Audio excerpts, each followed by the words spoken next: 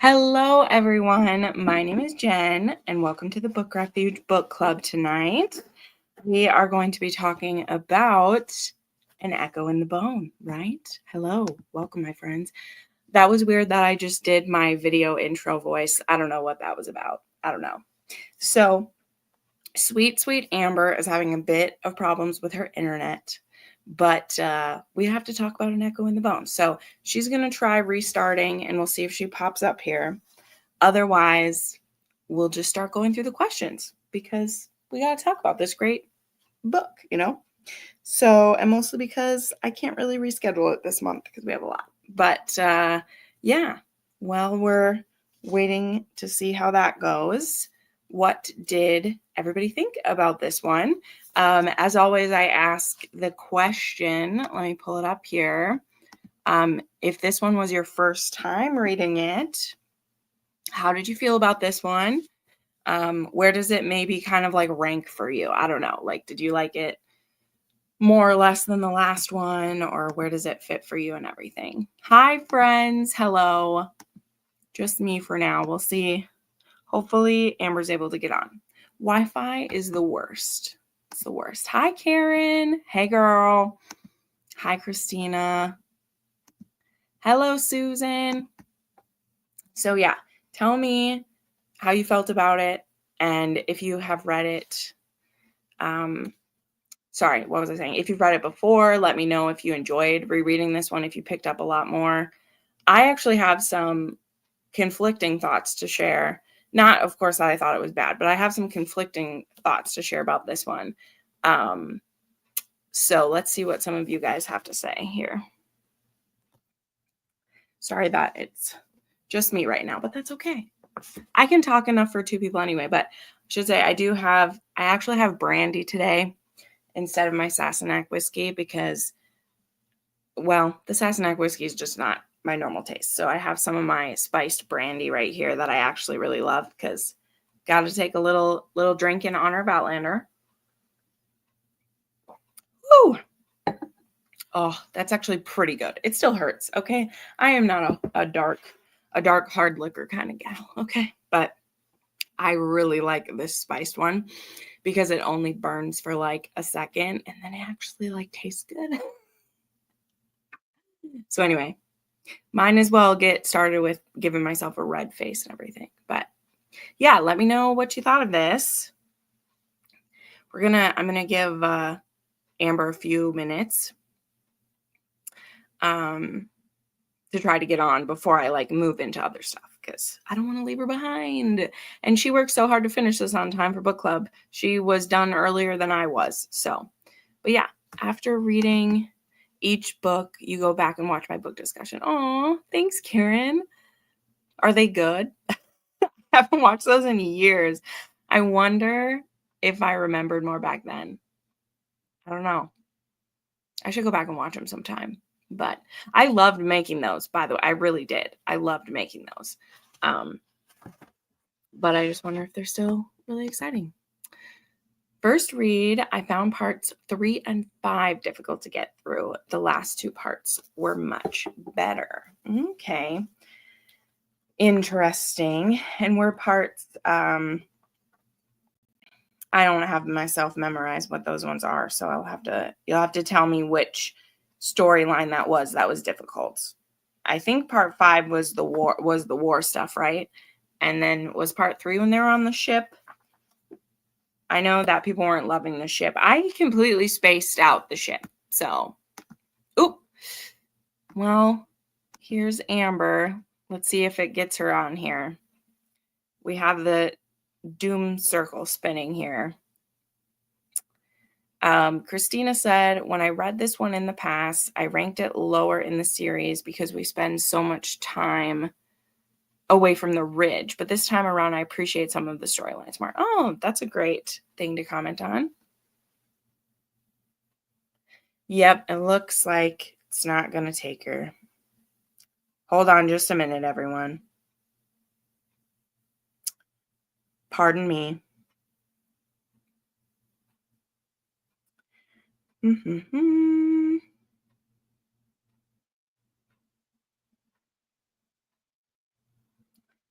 Mm-hmm.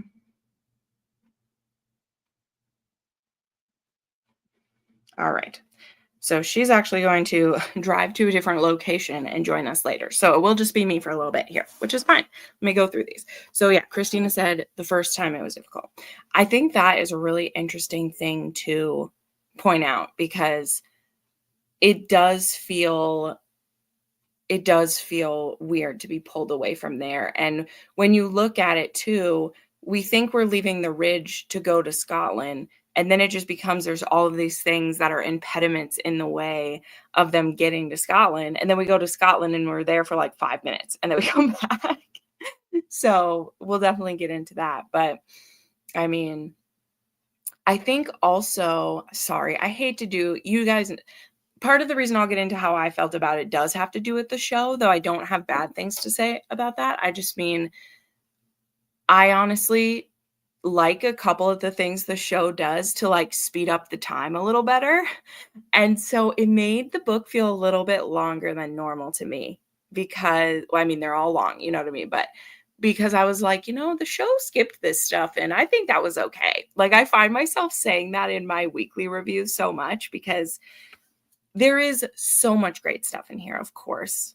It's all based on this, but you know, I do think that the way that he gets pressed back into the military is very convoluted.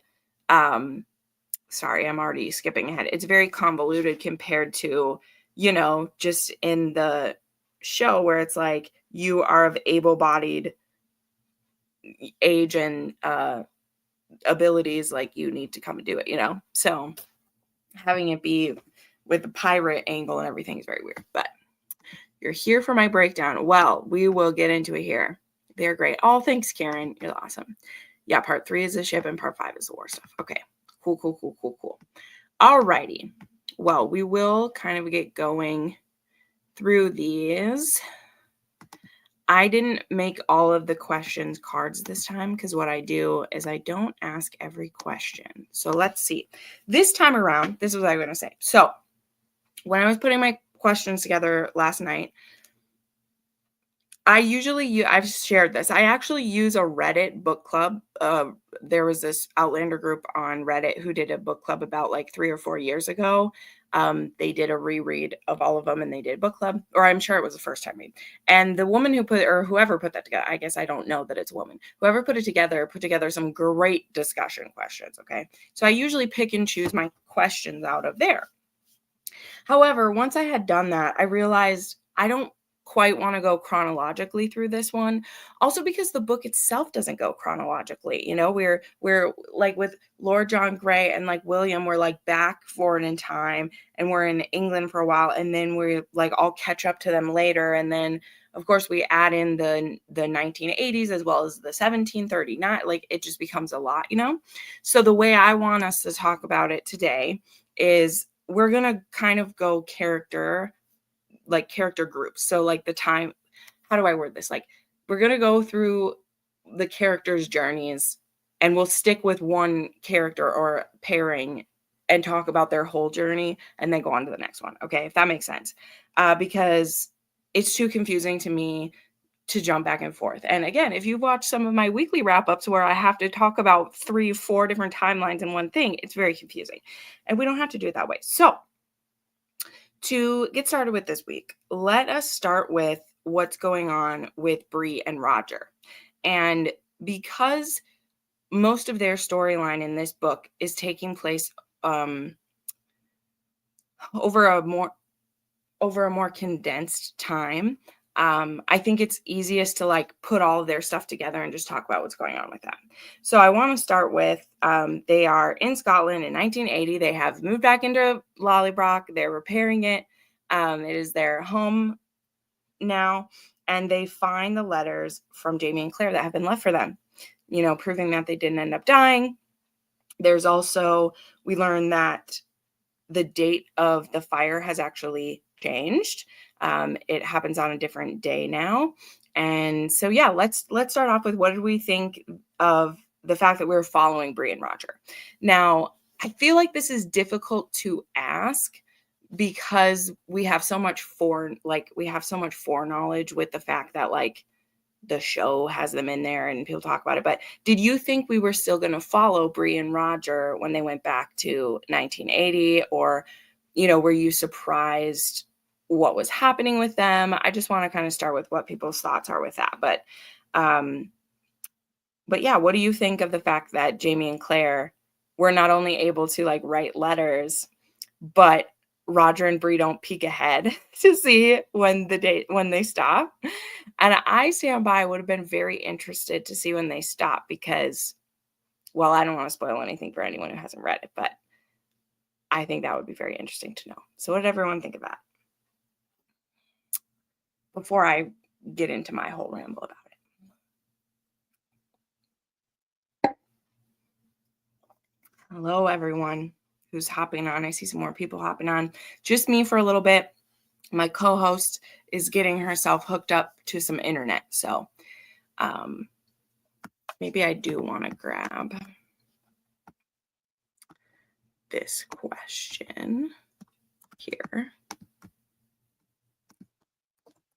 And I'll put it in the questions myself. What do you think of this? As well as them being in 1980.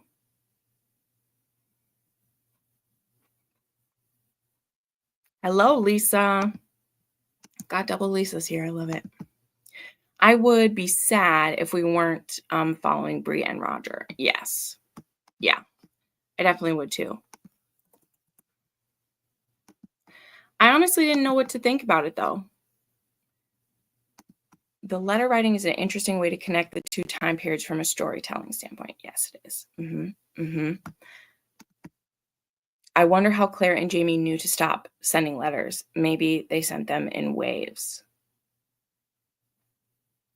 Oh, okay. You're commenting on what I said there. Okay. Well, my comment was towards there's an event in the future that I think is the reason why they stopped writing letters. But my point is, I wonder if they would have looked ahead and been like, oh no, they end on this date. What does this mean? But they are somehow so disciplined that they don't peak. I don't know. I don't know if I could do that, but I definitely think it's an interesting story thing as well. My more thought is that whenever there's communication from this like 1770s that makes it all the way to 1980, to me, that's more magical than like some of all of the things are. The like magic box that you can leave something in and people find it. I enjoy dual timelines. Well, Susan, we got triplicate in this, or 4. There are like 4 different timelines in this one at one point. It is a lot. It is a lot. Love the letters. I couldn't have not peaked, right? Absolutely would have peaked. My kind of thought on it too, though. Sorry, more, I have no one to stop me right now, so you got a lot. My thought of it is that I would have peaked, but I also think that Brianna 10 years ago would have peaked, if she was still like 19. But I think because, like they don't think they're ever going to see them again. The thought of like, well, we really want to savor it. We don't want to know when it stops. And I think that once you know that you can like jump those times, I think you don't want to know the final end. And I think that's why the very interesting thought that this series poses is it's like, number one, do we even know if we can affect the past? And if we can, should we? And if we do, will it be a good thing or will it be a bad thing? So I think Bree created the paper, which is special. Interesting. For sure. Okay. Well, if more comments pop up for that one, we'll definitely get to them. So this is a great question, though. Hold on. Why do you think the date of the house fire was changed? Especially, since we know how that got put there. it's just because people made up the date. So if they made up the date, why did the date have to like change then, right? So, and the thought of the fact that the fire happened because Bree was back in there, it just Diana constantly plays with our heads of like how the time travel actually works, because they point out like it was her, it was partially her invention that allowed the fire to be as like big as it was. Um, or was there just always fated to be a fire, but because she was there, it changed like the kind it was? Like, who knows? Very interesting. Love the line, such faith they had to create, to hoard, to send these fragile documents down through the years, and with only the hope that they would reach those for whom they were intended. Yes, I know. It's so good. So good. I think it really, it's that kind of thing of like desperation leads to, or what is it like? I don't know. Desperation is like one of the keys to invention. You either do things because you're curious and want to try them, or you do them because you have to. And what other way would they know to be able to communicate or leave information but to, I don't know, find a bank that Claire knows will still be around in 200 years and put them in the vault or something, find a place that we know will still be standing. And it's also difficult too. This is another thing that gets very confusing in the book, is that, they're in Scotland in 1980. Claire and Jamie are in America in 1776 or 77, 78, all those dates in there.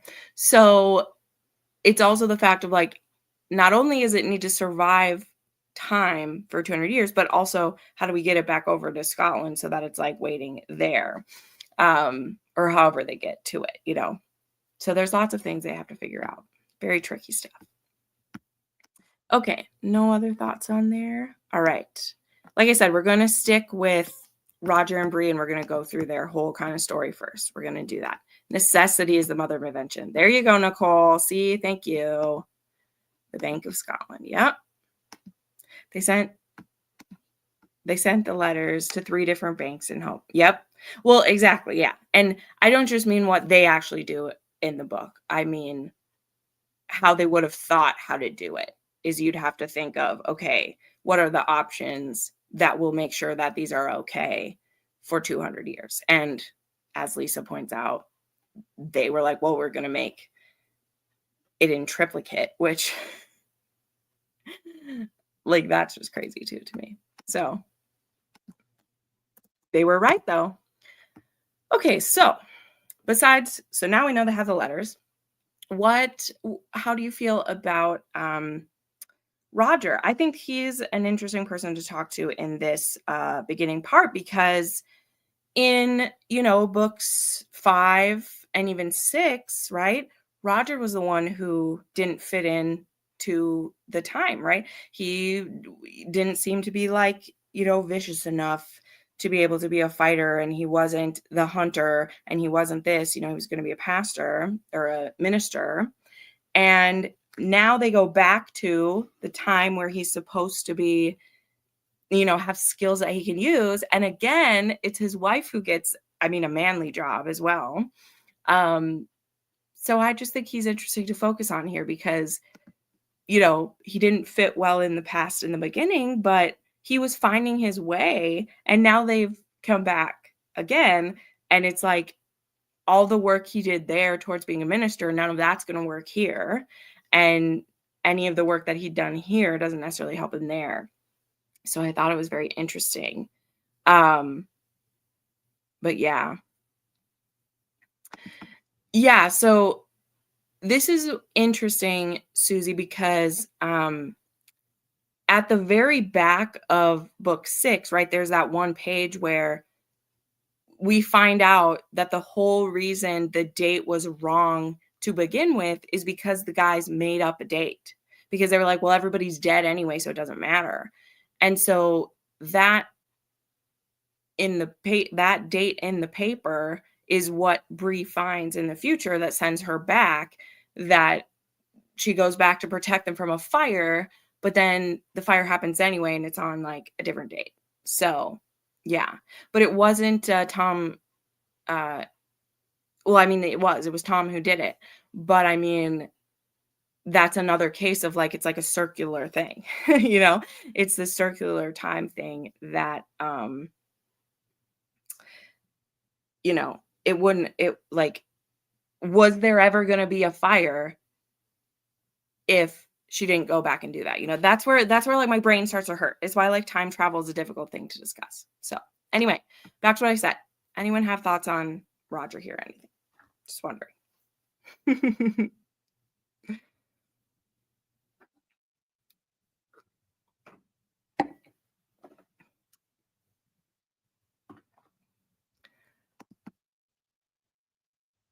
Yes. Yeah. Yeah, and he also, um because I think, yeah, one of the main reasons he struggles with, like, the minister part too is that I am not, Presbyterian or what he is, but I believe I was rereading the part of, like, he doesn't believe in predestination anymore.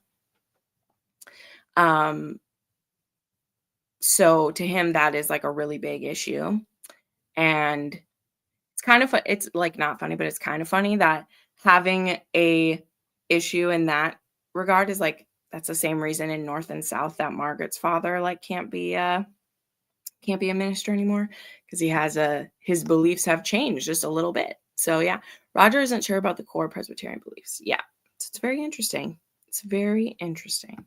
Yep, Lisa brings it up. Presbyterians believe in predestination. He thinks they're able to change history. So if he questions the tenets of the church, how can he be a minister? Yeah, yeah, yeah. That's a tough one too because there's then a whole other thing where you step out even more, and it's like, but it's like how I was saying too, is that they think they can maybe change the past, but is it always supposed to go that way anyway?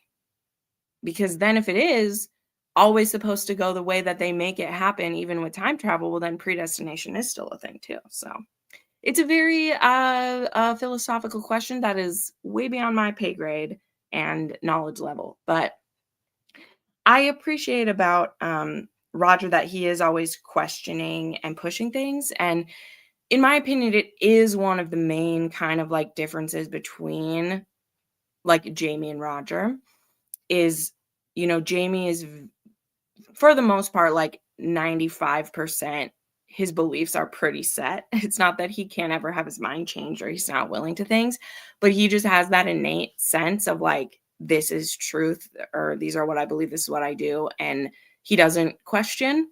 And Roger very much is the like, I need to push and poke and question at every little thing, where Jamie's a bit more like, this is my faith. There it is. Like, that's it. So, and that's true in for a lot of people, I think. Um, and you can be more sure about certain things at different times in your life too. So, all right, gonna keep moving along. I just wanted to know. Let's get into a bit more sassy one here with this though, because what do you think about his reaction to Bree going back to work? Does he being a sexist jerk, or what do you guys think about it?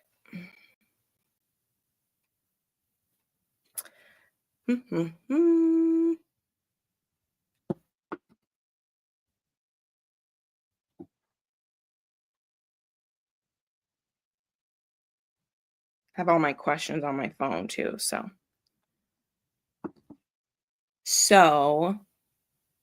I I think it's like understandable. I mean, he he's a bit of a like jerk to start off with, but I think once they finally kind of have it out, he basically says what we're saying is like, she's so sure about she's so sure about what she wants to do, and he feels lost. And so I don't think it's so much him being upset to be home with the kids. I don't think it is that as much as some people who read it think. I think it's more that, I mean, he says like he's jealous. He's jealous she has a purpose. and that she's able to do it without worrying about anything. Oop, here we go. There we go. Here I am. You made it. Perfect. I hope you drove safely. Yes, I did. I'm so sorry. You don't hear a weird echo, right? Because I'm in my car. Like, I just want to make sure my stereo is not okay. No, you're good. You're good. You do what you got to do. I told everyone tonight we're kind of going by character, not just chronological, because of all of the like different parts covering it. So we started with Bree and Roger, and we started with them getting the letters, and Bree goes to work right away, and Roger's struggling with, he doesn't know what to do now. So that's kind of what our last thing was. Is I personally, my view is I don't think he's like upset that like he's the dad staying home with the kids. I think it's he says it like he's jealous that she knows what she wants to do with such certainty. So I don't really think that it's him. Yeah. I think it also has to do like with him knowing he was like on a certain path in the past, you know, like he was on his way and he really knew he was like, you know, actually supporting people and felt like he had a life's purpose. And then now it's like, well, what do I do now? Where's my place in this time too? Well, and it's also like the bit of irony because he didn't fit in the past when he first went there. You know, he was like, I don't hunt, I don't fight, I don't do, you know, I'm not a doctor like Claire. You know, my wife has all the skills meant for back here. And now he had finally, like you said, he'd found what he wanted to do and he didn't have to question it. Yeah. And now he's back in his own time and he doesn't know what to do. So I think it's very interesting, but let me see this here. Yeah. Christina said, Roger's reaction is funny to me. Ultimately, he ends with no issue, but I think his thoughts about it are part of the course of the early 80s. Yeah, maybe. Could be. He was happy for her, but also envious. Yeah. He wants to work, but needs to work things out. Yep. Roger takes time to think. He always figures it out. I admire that about him. He has one of the best character arcs in the series. Yeah. Thank you. Give Roger some love. I love him. He gets his big daddy rescue moments coming up, so it's great. In the beginning, I think he was a jerk, but he truly feels she's incredible. Yeah, sure. I kind of feel like Roger like has gut reactions or like reacts right away, but then he like thinks it through and thinks about it, and then kind of comes to it in his way, you know? Yeah. I don't think he hides things very well, is kind of the point. You know, I think he isn't so good at doing that. And, you know, like a lot of us too, I feel like with our spouse or significant other or friends, like they can tell when we're upset about something. And again, I think it's easy to say that it's because he's annoyed that she gets to work. I think he's annoyed that she has purpose and he's jealous that you don't even have to question it. You know what your purpose is. And that's true because once he has a purpose, we know how hard he can work. So it's not that it's just, he's like, what should I do? So very interesting there. Okay. So, oops, I just put that one in there twice. Then just a quick on this. So what do we think is kind of going on with Jamie and the kids, and how much of that do you think is like actually happening? How much of it is just a feel? I'm just so intrigued by what the kids like, what things are able to like do and not do. And we get Jem's point of view in this one for the first time. Yeah. That's cool. Little Jem there. So there we go. I don't know. It feels like I'm like, does Jamie have like, because he's so special, I guess, does he have magic in him or whatever? Because it's like he's able to like dream and see the kids, but like Claire isn't, you know, but like, and she kind of gets jealous of that. But I mean, so it's like you kind of wonder, you know, if he has those kind of different connections or abilities that, because the kids, like they are like special and have these, you know, gifts. So it's like, where did it really come from? Yeah. I have a theory I've come up with for the first time this read through, which we'll talk about it pretty much next. Because like I said, we're gonna do the whole arc in this one of them. So I'll talk about it just a little bit here because we're gonna go through what happens. I'm not sure of all the details on Jamie's link with the kids, but I do think that what he sees is 100% real. Yes. Yeah. I think some of it is too. It's amazing. Okay, then so they're doing good. He meets some people at the through the school and the everything, and does the Gaelic lessons with them, blah blah blah. We don't care about all of that right now. We're not going to do all the details here. I have, of course, like 100 questions, but I'm picking and choosing. So, what did everybody think that the Nucklevy was Buck?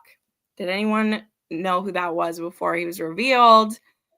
What a surprise. I only did because of the show, so I'm like, I kind of knew where that was going, but that's the only reason I knew. I wouldn't have known otherwise, I don't think. Yeah. His way of getting back, it's so weird too. And this book particularly really shows that how many people just ended up in wrong times. How, if this is really, if there's so many of these and it's happening, how are they just ending up here? And and I think this one was weird too, because doesn't he go through in America? Buck's in America when he goes through, isn't he? I can't remember. I thought he was talking about traveling to Scotland for something, and then I think that might have been. You totally. I will admit, I'm sure our other book club members will know more than me. I could not this time around. I haven't said my reasoning yet, but this book was really hard for me to read this time. And so normally I noticed you just put it on your read thing, on Instagram. I was did she just finish? No, I finished it last night. Oh, I just don't really post right away. I wait till I read a couple before I post every time. Or I would be posting it 2 or 3 every times day. Okay, yeah. Yeah, Buck went through Craignadoon. Okay, so he did go back. Okay, yeah. I couldn't remember why he was went back. I couldn't remember that kind of. I kind of wasn't as into the whole 1980 timeline as I am into the Claire and Jamie thing. Well, that's the thing is the 1980 timeline on the first time through, because so I asked this before you were here, is that were people surprised that we followed them in 1980? Because it kind of feels like they're leaving or whatever. Yeah. And then we do follow them, and for the first couple parts that we visit them, there's nothing really going on, so you're just kind of not paying a lot of attention to it. It's upon rereads where you're watch everything because things are about to see. Lisa was reading better than us, so there we go. They went back to Scotland because he got Thank you. It's what was the reason? I'm perfectly happy to be corrected by the details. It took a long time to get through everything, because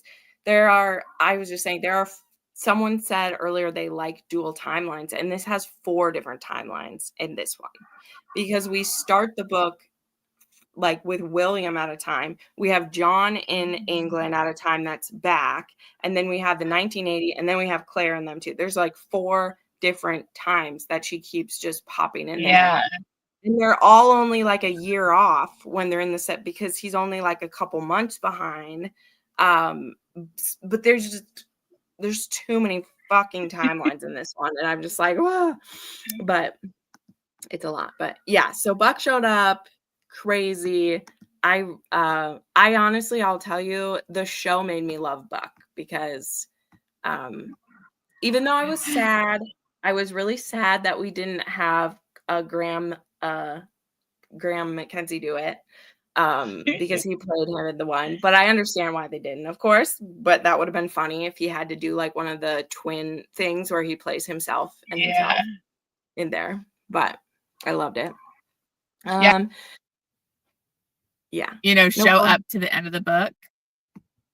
Can you hear me? Sorry, my thing just turned off. No, it's going in and out. Yeah. Go ahead. Okay. What were you saying? Let me restart. I was saying, hold on. Let me restart my thing, because it's I think I just have to keep my car on. Oh, no. No, it's playing stuff. That was the hardest book for me to get. This was the hardest book for you to get through. Okay, Karen. Good to know. Good to know. That was me. Well, I'll just say this now while she's doing that. It wasn't the hardest for me the first time around.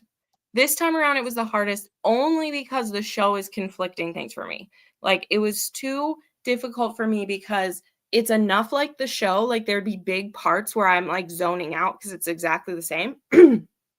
And then there's parts though where like it is super like really close to being the same, but there's important differences.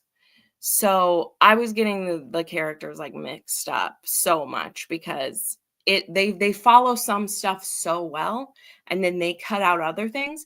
And then I was saying before you got here, I actually like a lot of the changes the show makes to cut certain things out. Yeah. Like I totally forgot about the pirate ship, which again, we're going to get to that one. Oh my God. Yeah. Because when that happened in the book, I was like, what is this? Like, I know. I was like, I'm so glad they actually cut that all out.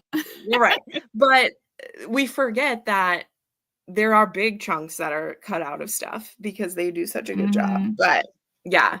So it just, I didn't even think of that. Of course, I couldn't have known, but also they didn't tell us when this was coming back when I started the read along, because if I'd thought better now, I would have had us like maybe read it a little faster, but I don't know, whatever. Other people do that. So, but what I was saying was that I finally got caught up to where this book ends on the show. And I got so excited when I saw Dougal. Yeah. Yes. Because I love him. I'm like, yeah. Oh. Yeah, it was great. It was great. Love Dougal. Well, then another one. This is quick. Like, why do you think that Brianna and Roger were so like willing to take him in when he's the reason Roger is almost dead? That's a question. I don't know. That's kind of tough because you think they would have everything that Roger went through. You think they would have been like, get the hell out of here. But it's also like family and something from that time, like, you know, and so they kind of want to help him. Like he's stuck there. So I don't know. And Roger's just so forgiving and like such a good guy. Like I felt like, but I was kind of shocked with how accepting they were, especially like Bree. I thought she would be like more feisty about it.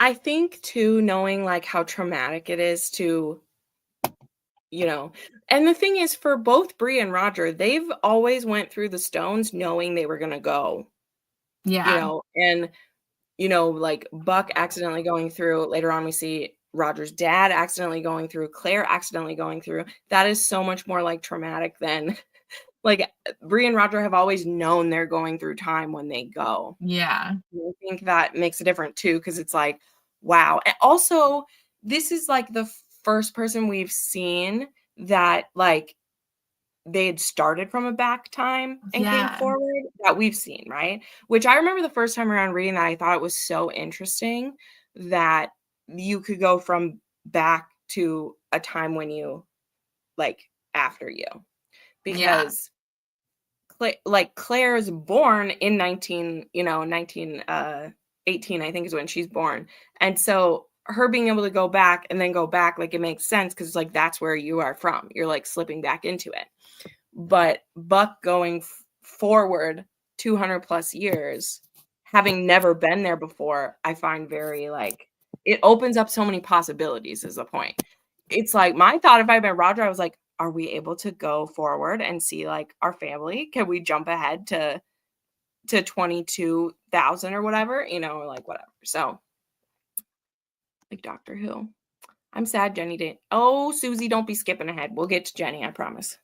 I had a really hard time my first read. I was bored with William in the Army. I skimmed a lot. After I read the rest of the books, I was invested in William. Yes. Yeah, we're going to get to him for sure. Okay. That's telling me I got to go faster. Okay. Well, we're 40 minutes in already, and I wanted to get through Roger Bree. So we'll skip ahead to this. To be fair, I was vamping for a while so Amber could get here. So forgive me.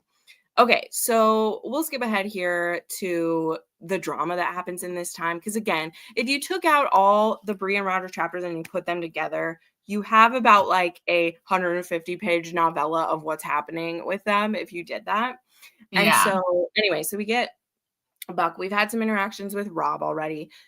When did anyone think anything sketchy about Rob?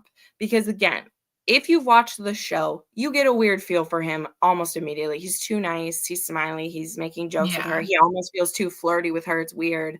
But in the book, I got to tell you, I had no, like, because if I think back to the first time, I had no idea that he would be.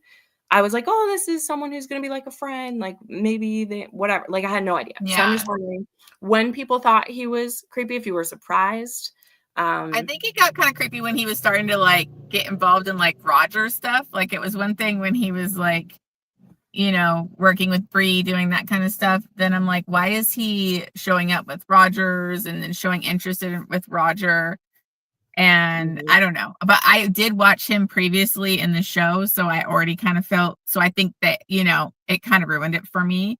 Otherwise, I probably wouldn't have totally vibed it, because he's kind of brought up like a side character, like just a simple thing, but yeah, I think I mean, like I said, it's a bad time to be like reading this one. It is, because my whole point of this too is like, even I do it, and I don't like that I do it, but even I do it is I want to compare them because I'm liking what's happening in the show. But if I didn't like what was happening in the show, I'd be able to turn it off. But it makes it hard to have your own first impressions of anyone, because that's kind of why I didn't watch this last part of this new season, because I obviously I watched the first part, so I kind of got that stuff, but I was like, I got confused with Fiery Cross and like the stuff that was going on, and I was comparing it to the show, so I'm like, I don't want to do that this time. I'm just not going to put it on. Yeah. I mean, you don't have to wait that long because you're done now, so you'll be able to. Yeah, so now I can continue. No, you need to read book 8. Mm-hmm. You got it. You got to read book 8 because they cover almost the entire book. Like, they have so much up of book 8. So do an early read of our book club book. That's why I almost wanted to go right into it at the end of this one. I was like, dang it, I have other stuff to read, but I want to get into it. Because yeah, they do like most of book 8 is in that. Like, they cover almost everything. It was amazing. So, I mean, I guess we'll see, because they still have one episode left, but they have. So yeah. Susie points out he forgave Buck, but Bree was apprehensive about him until he decides to go with. Yes, that is very true. I thought he didn't have good social cues, but I didn't see this coming. Yeah, crazy. In the book, I didn't get sketchy vibes from Rob, but was pretty mad at him for hazing Bree. Yeah. By the shootout, I was surprised he was a bad guy. Yeah, right? You're okay, Susie. You know I'm teasing. I want to talk about Jenny too, but I have to keep things in order. I'm a rabbit, okay? I'm a squirrel. What is it? A squirrel. I'm like all over the place if you mention what I want to talk about. So it's not your fault, Susie. You can talk about whatever you want. It just will lead me down the rabbit hole. So aren't these long enough without me getting distracted? Amber's sitting in like a hot car for us to do this. So. Remember what Jamie said about Camerons, jesters, and poets. Oh, that's funny. I didn't remember that. So thank you for reminding me, Susie, because if I tried to remember everything Jamie Fraser said, we would be here for a long time. Okay, so then this, though, and this might help with all my eagle-eyed people in there, because I wanted to look for this time, but like I said, it just wasn't going to happen. So I wonder how he's so sure about this. And I know that eventually he finds the letter, and he knows that you're hiding something because he finds this letter. But what I wonder more is that how is he so sure about it already? And then so convinced by a random letter that you found on someone's desk that's talking about treasure that you believe it's real too, right? How do you know that that's something for, I don't know. So I'm just wondering what people read about that and what it is. I mean, how is he so sure about it? And also it isn't even in Scotland anyway. So there. I know. I was kind of going, oh, maybe he has ties with Gillis Duncan or something where he knew her. But then I'm like, how does that? I don't even know. Because I'm like, why would you instantly believe that from reading that? You would just be like, oh, this is kind of like I meant to look a book idea. Yeah, I meant to look it up on the wiki. And my thought is that I'm trying to think of what the connection to it would be if it was a family thing passed down in his family. If it was a rumor from there. But again, I'm wondering if anyone chatting with us knows, because I meant to look that up. But once it gets started and he finds the letter, it's cool. But, and this is something I feel like, sorry, I'm going to reference the show. We've been talking about it. I feel like the show doesn't even say how he knows. Like, he finds the letter and he just believes it. And he's like, I found the letter. I know that Jem knows. And she could just be like, dude, that is 200 years old. What are you talking about? Like, I had a cousin named Roger. Roger is the third. Like, he wasn't writing it to me. You know, I'm like, how does he see it, read it, believe it? And enough that he would kidnap a kid at, you know, all that. So Karen, give me the answers, girl. I think his early days. Oh yeah, they did mention that. Gave him some insight. Sure. I mean, I don't disbelieve you at all, Karen. I'll have to look it up. Or he knew Galus. Yeah.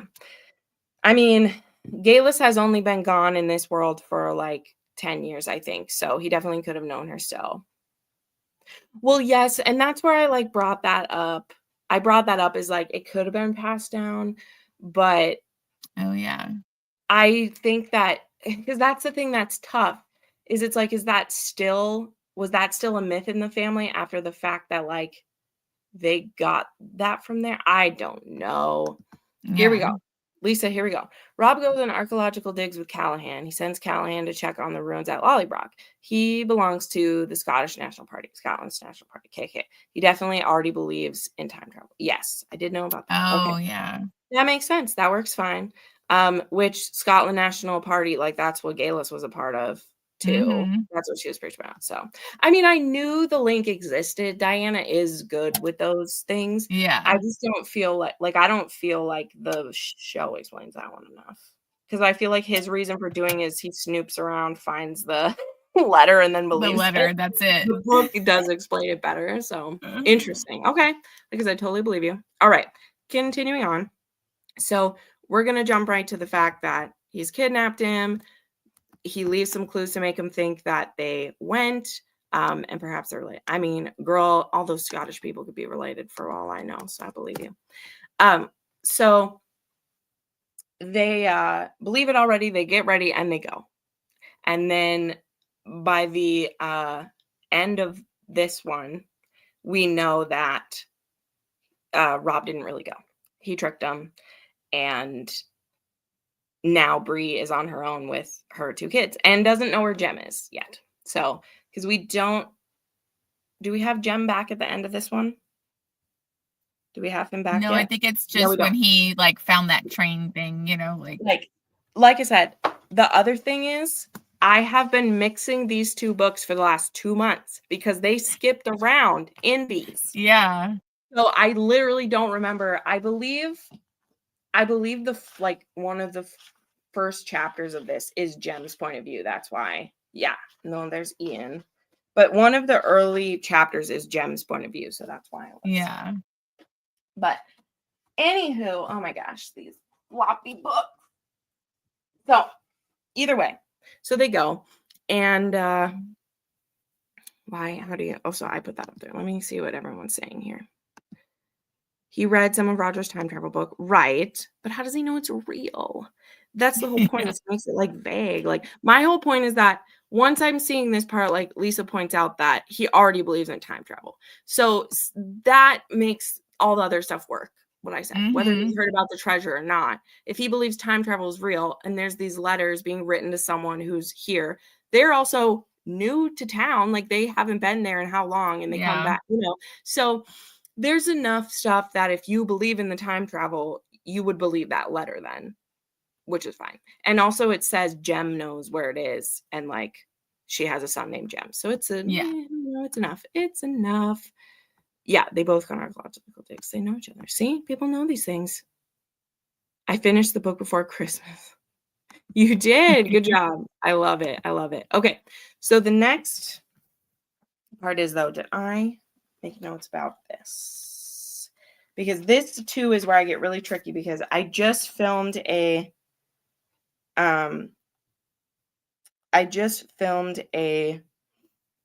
video I just filmed a review one of there where I talk about the fact that most of what happens with Bree and Roger, once the kidnapping happens, it all takes place in one night.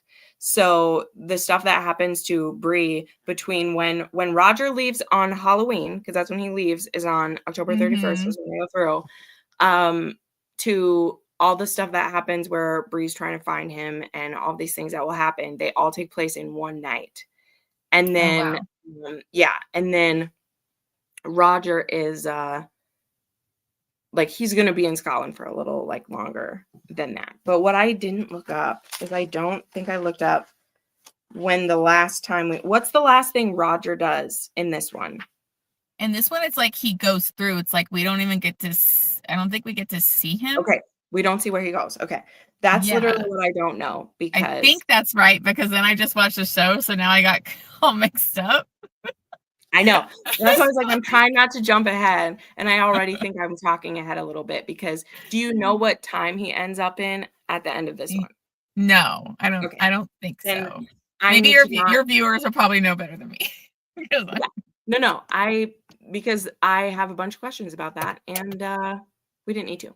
Okay, so that's enough kind of about Rob and them. We spent almost an hour on them, which I didn't mean to, so blah, blah, blah, look at me. But yeah, I enjoy, my whole point of this then is I really enjoy the time with them when I reread it, because I was the same the first time I read these. I skipped, like, through so many of the books, I skipped to Jamie and Claire's chapters the first time I read this.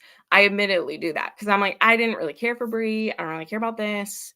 I skipped so much the first time I read through. And that's why when I reread this series with new favorites, because I had favorite characters by then, when I reread this series in 2019, I loved everybody. And I read every single page of these. I did. And now I'm at this time again where it's all just like a cosmic soup in my head. And all of the battles and all the things all smushed together. What? Okay, so I don't know what I said that you're commenting on anymore, Susie, because my head's moved past it. I'm sure I said the wrong thing. I know Jem's not in the past, so I don't know what you're referring to. Jem didn't go.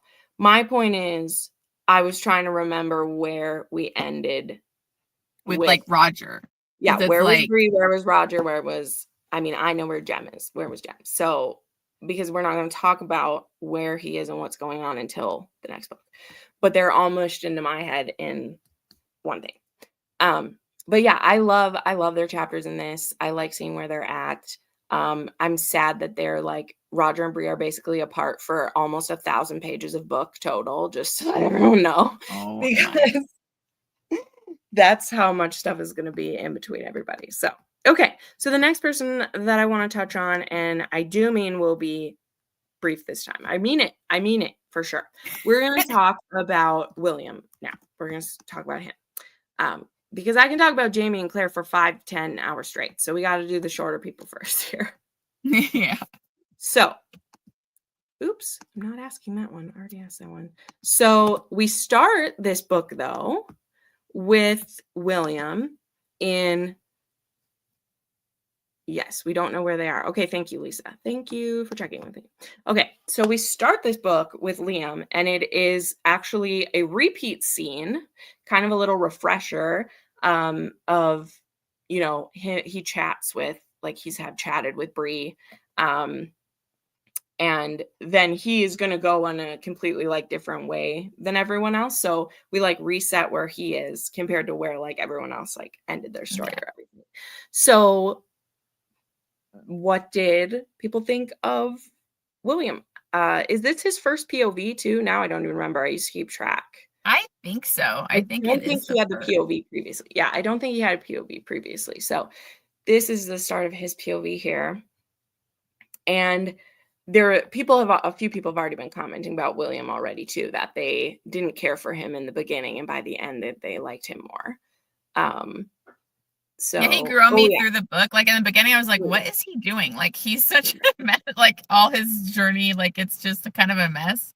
Like he's so accident prone, gets himself into bad situations. And you know, so I don't know, like I was kind of like not as engaged in the beginning of those like William scenes. I was kind of like, where is he now? Like, you know, it was constant like just changing where he was at and what weird journey he was going through. But I really did end up liking him, like, throughout the book a little bit more. Yeah. But it was kind of like he was just all over the place in the beginning. Yeah. Yeah, he's an interesting one. And again, I skimmed a lot of his stuff this time because I think everything they skip about William and it was good because Yeah. there's so much like battle stuff and war stuff and things like that. But the things I think are like important to point out too is that I love his relationship with John and how much he loves his dad. Like he calls him Papa still. And also he is young. I think he's only like 17 or 18. Like I don't think he's 18 yet in these. I don't think so. If he is, he's not that old. So yeah, I just really, well, maybe he is. Because when do we see him on the ridge? He's like, I don't know. Either way, he's never had any experience with war yet. And he was excited to join and like be there and everything. And he, because of, he does have a pretty impressive title for who he is, he gets drawn into a lot of things. And he's a pretty like high value target for some people because of who his father and his uncle are. But yeah, he's interesting in the beginning. I love that Bree does talk to him. That always sticks out at the end of Snow and Ashes, that she's like, I'm talking to him because we're leaving. Yeah. I'm not coming back, probably. Didn't know that. And she doesn't even know about him then. And one other thing to call out too, I'm skipping ahead a bit to this, is that it is reiterated again that anyone who has Jamie Fraser's blood in him looks a specific way. We knew that before. Like we knew that was why like Jamie couldn't stay around him and couldn't be seen together. But it's literally they look so much alike that Jamie's not even supposed to be in the same town as him because people will notice. Yeah. That is how close a resemblance is.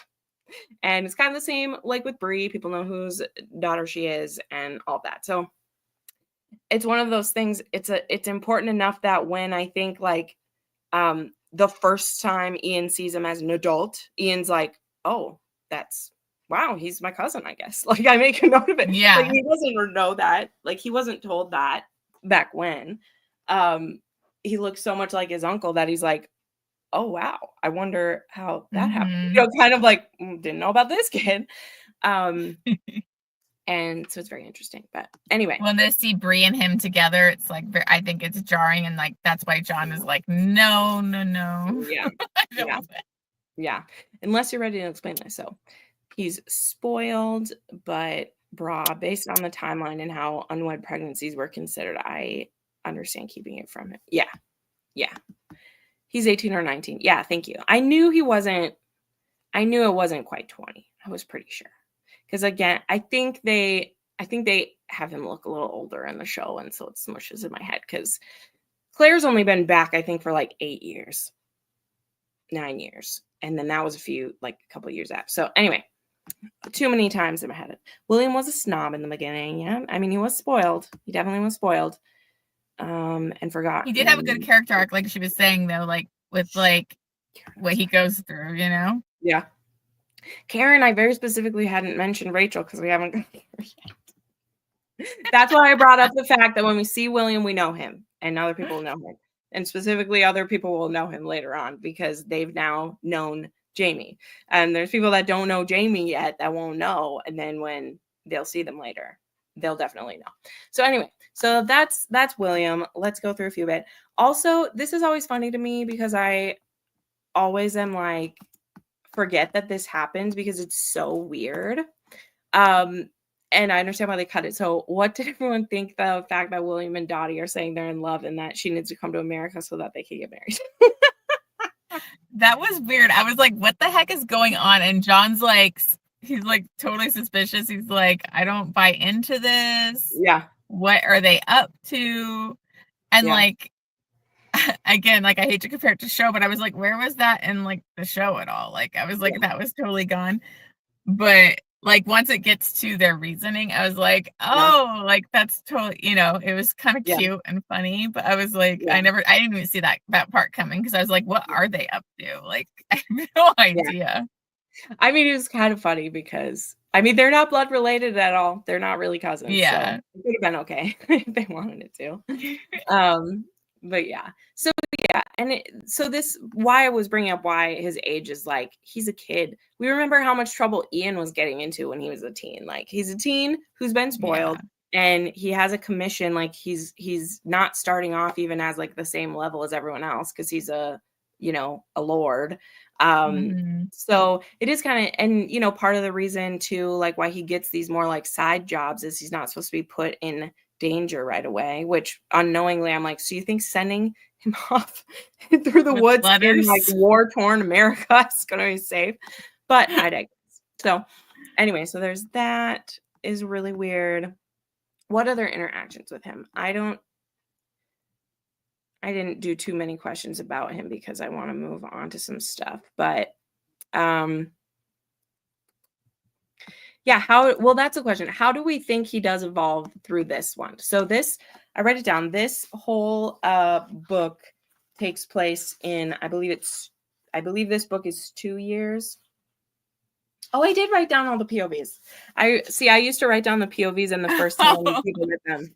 I did that in the later books because there's so many of them. And Rachel, Jem, and Fergus are the new POVs this time. Just so everybody knows that. Anyway, because we haven't had Fergus's point of view before, which is kind of funny, isn't it? You think we would have, but okay. So anything else about William?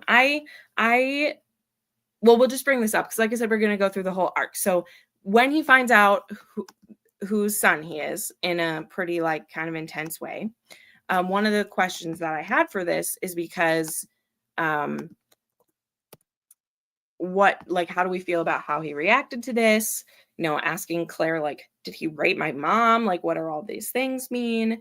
And like, how similar do we find this to when Bree was told who her dad was, thinking that it's someone else that she loved very much? He loves his father very much. And so it's like this double betrayal. The difference being Frank was dead. He didn't have to be there for the fallout that he kept it a secret too. Whereas John is very much. I know. I felt bad for John in that moment because it's like he loves him. He loves him like a son, but he's like, he's going to react pretty harshly, just like Jamie, just like Bree. They have that, Frasier kind of temper. And so you can definitely see that in him coming out.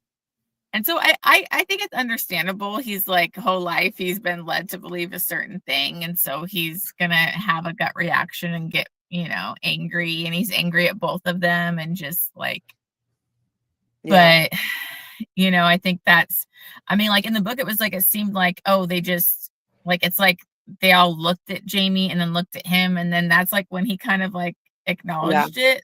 Like, and I was like, well, you've seen Jamie before, but it's like, just now it was like coming, I don't know, it just kind of hit him, I guess. But it's because too he's a man now.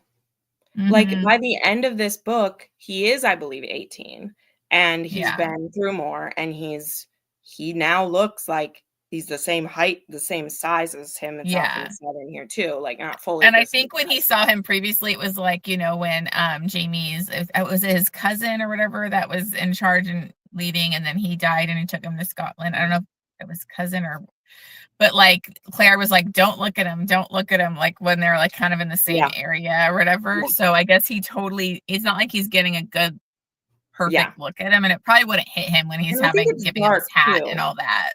Is it dark in the book too? Is it night in the book?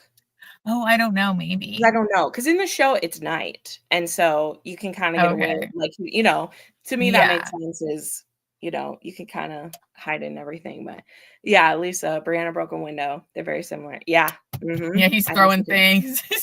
Ruth, I was often confused about what was going on with him. Yes, Ruth, completely agree. And again, I can't give you much more context either because I don't read every single thing. Like, I'm sorry, I don't. I read more of everything happening to him later on, and I love when we'll comment briefly because you're right. He does get himself into a lot of fixes. And one of the things I was actually making fun of the series for is the amount of times that in the vast wilderness of the area, they just stumble into their relatives in the woods. Yeah. The amount of times it happens in this one, and then like in the next one too, the amount of times they just stumble into each other at just the right time, you know? So like Ian finds him, has a good Samaritan situation where he brings Yeah. him to them and pays for his upkeep or whatever, and then gets on his way, which we're going to Ian next, everybody. Ian's the next one we're doing. But he meets the hunters. So we meet them. And so one of the things I brought up, and I know that Amber might not have known this then, maybe you do now. This was why I asked back in book 4 or 5. There's a hunter who is a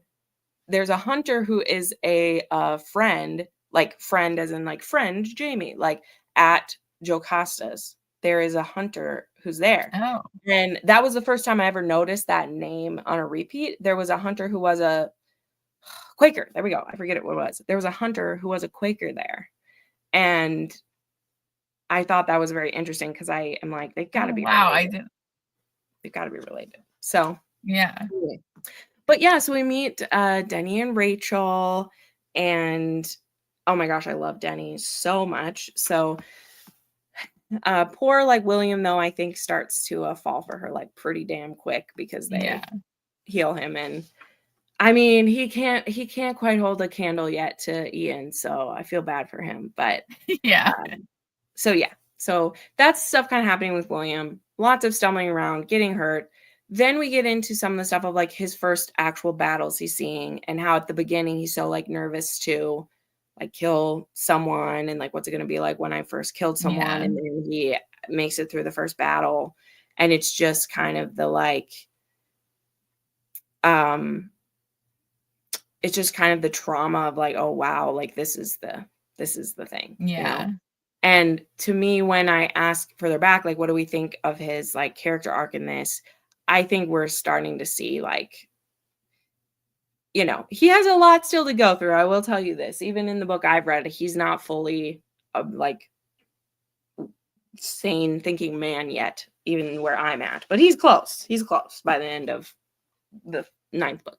But I think there's a lot of good changes that have been made, because I think most people go through a phase of some kind of like, who are you? You know, like, who am I?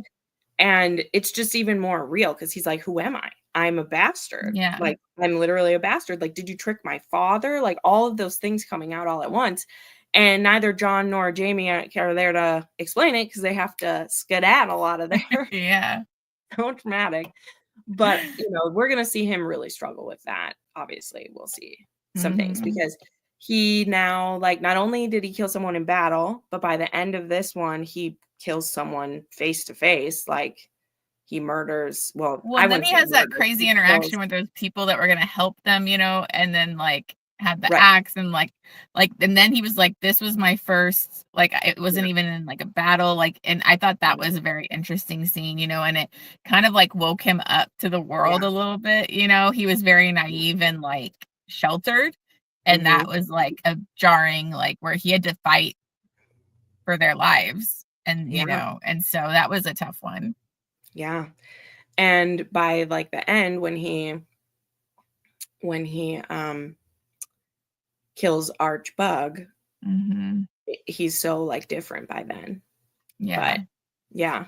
Can you imagine having your entire identity blown up in a moment? I think people are way too hard on. Yes, Lisa. Yeah. That's what I say, girl. That's what I say. Because I feel the same way.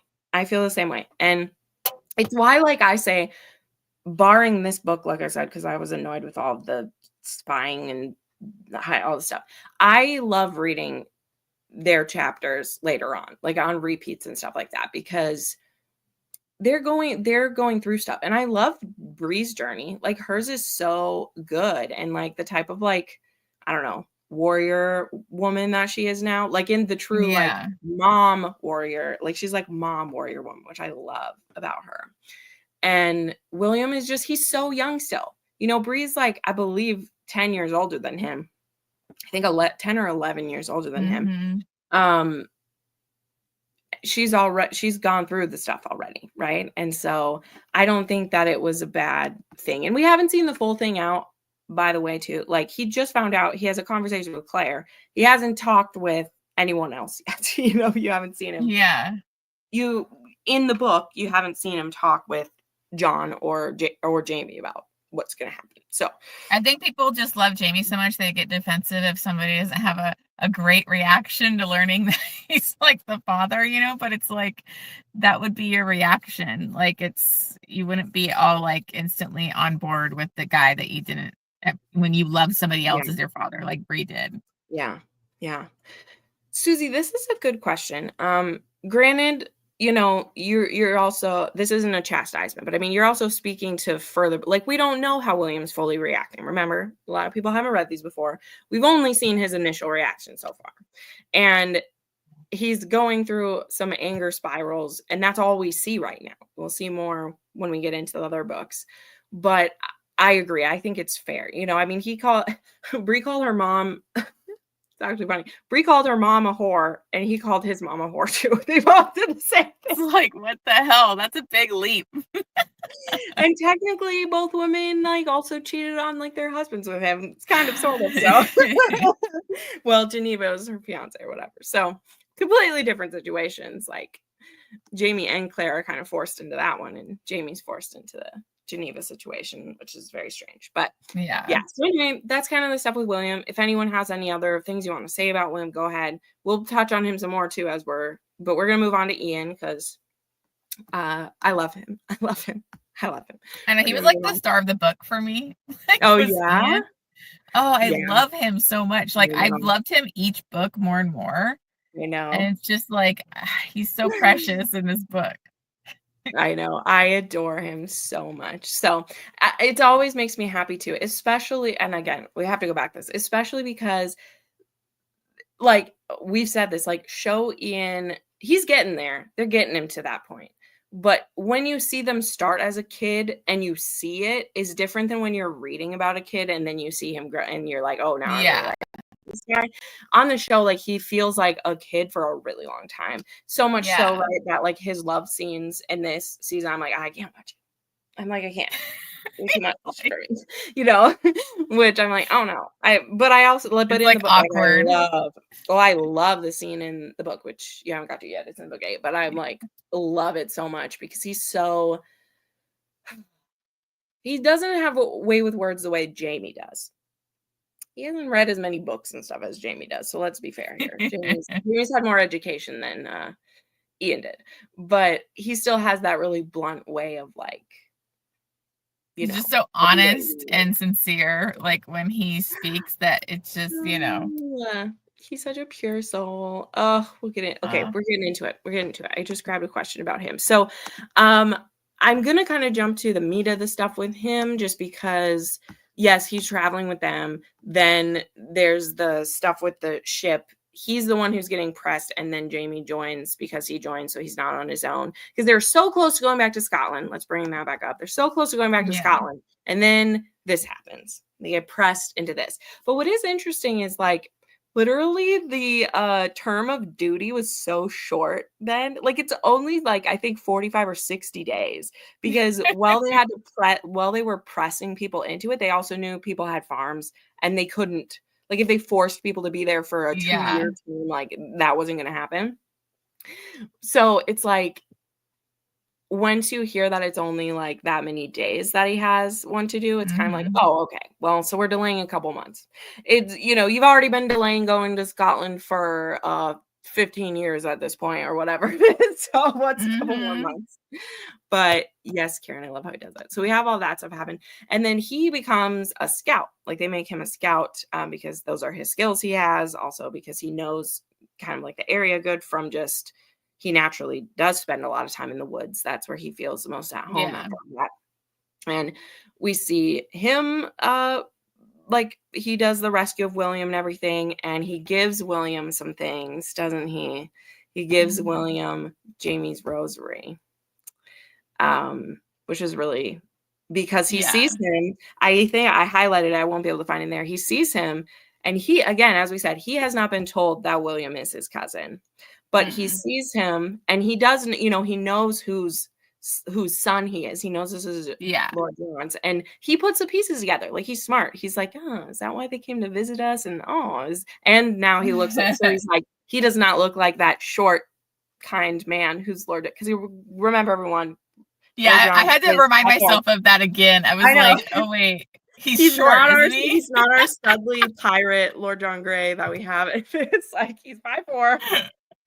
I believe that William is about the same height as Jamie, I think they say, which is 6'5" or 6'3", 6'5". So he, you know, definitely doesn't look like his, which he wouldn't have anyway, again, because it's his adopted dad.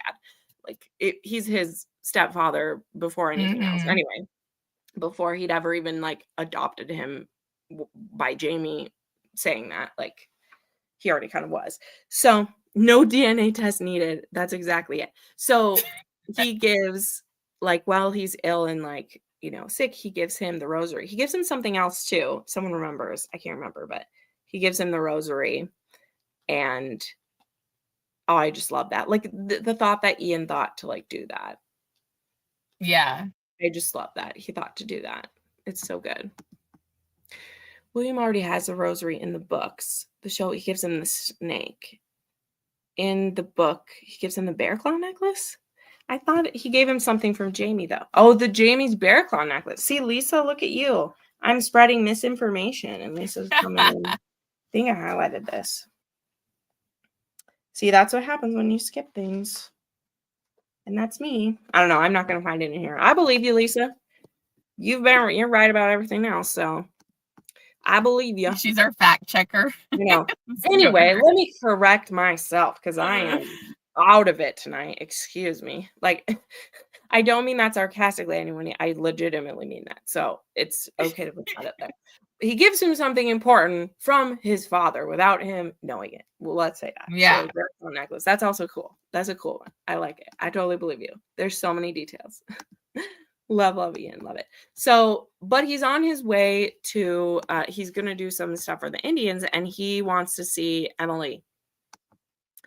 And my question for everyone is, why do you think Ian needed to go see Emily?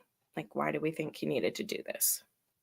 Well, I think he really needed closure on that part of his life, you know, and to deal with it and basically kind of say goodbye. And I mean, because he was still, like, in the previous book, you know, a couple books, he was like hung up. We finally learned his journey. He was very hung up on, like, thinking he failed and he couldn't provide children, and, like, gets help from Bree and Claire and all that kind of stuff. So I think it's good that he went back and was able to see her again, and, you know, see that she's in a happy place, and that it's, like, you know, time for him to, like, move on with his life and actually find his own, you know, happiness with someone. Yeah. And then there's a very interesting thing where she had she asked Ian to give him his, like, other name. Yeah. Which is kind of interesting. And I think this has gotten a bit confused for people, because there's a lot of people, and they even kind of hint at it, I think, in the show, because he might think this is his kid. Yeah. So I wanted to ask if anyone who read the book thought that, because, I mean, I'll tell you all the answer. The answer is no, but just wanted to know if anyone thought that. I got confused because I was like, is it his son, or, like, am I mixing it with the show is showing me? And so I was, like, getting confused, because I'm like, I don't know if it's really his son or not. Like, well, there's someone who's done a lovely breakdown of it. Like, Ian has been gone too long for it to be his kid, is what, like, it is from the next guy, her new husband. But I think that, and I'll just say, this isn't the last time we're going to see Swiftest of Lizards. So there are more, like, things later to come of that. But the point also that I made about how much people look like, that have the Fraser blood, look like him, is that this kid isn't described to look like him. I mean, everyone's pointing out, but, like, I am pretty sure he's not, because of his age. But y'all have been seeing me be wrong about everything. But I'm pretty positive he's not. But let's look it up. before I spread wrong stuff again, because I read this. So it could be that the person who like wrote this, yeah. Well, I don't trust AI. AI tries to tell me he is, but I literally read one. Did I share this thing? I read because I was looking up how many episodes Diana had written because I wanted to put it in my thing. And AI told me that Diana had never written an episode. And I said, bullshit. She's written at least. I saw that. Right. So I was trying to look up how many it was, though, because I didn't remember. And AI said no. So like, I looked this up. And AI is telling me that it's, which I don't want to tell you what it says because it's a spoiler, but like he's not his son. So I believe so. Other people can look up too. But I'm trying to look up. What is that? Am I in front of air there? Oop, we froze. So, okay, everybody watching. So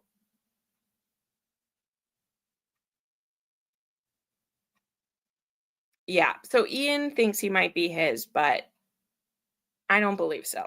Everyone, if we look into this, it calls it the spirits of the tribe that Emily conceived a child that was spiritually the son of Ian, but it's not like a real thing anyway. So, oh no, what happened to Amber? Amber will have to come back again. It took her away from me. Anywho, Google could be wrong too, but I'm pretty sure that it's supposed to be he was a child of his spirit. But that can be confusing because when he is telling Bree the story of like losing the kids, the natives believe that to conceive with a woman, your spirit has to overpower hers. And if your spirit overpowers hers, then you'll get pregnant. So by Emily saying that he's spiritually her son, that could make us believe that like, oh, well, his spirit did overpower hers and they had the baby, but I'm pretty positive he's not actually his. But again, this isn't the last time we'll see him. So we'll find out more context about that later on. So I'm going to keep going even though she disappeared. So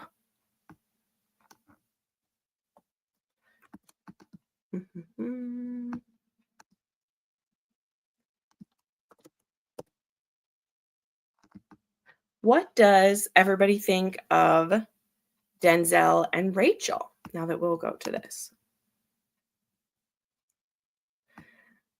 I know, Susie, I know. And because like I've been wrong about some pretty important things already tonight. So I like went to double check, but the reason why I was pretty positive is there was someone who had did like a breakdown of every time he was mentioned.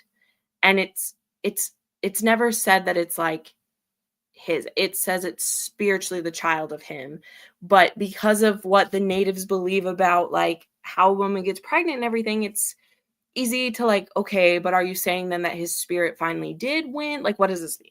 So, but that's why she has him name him is because he's spiritually his. So I think Amber's coming back.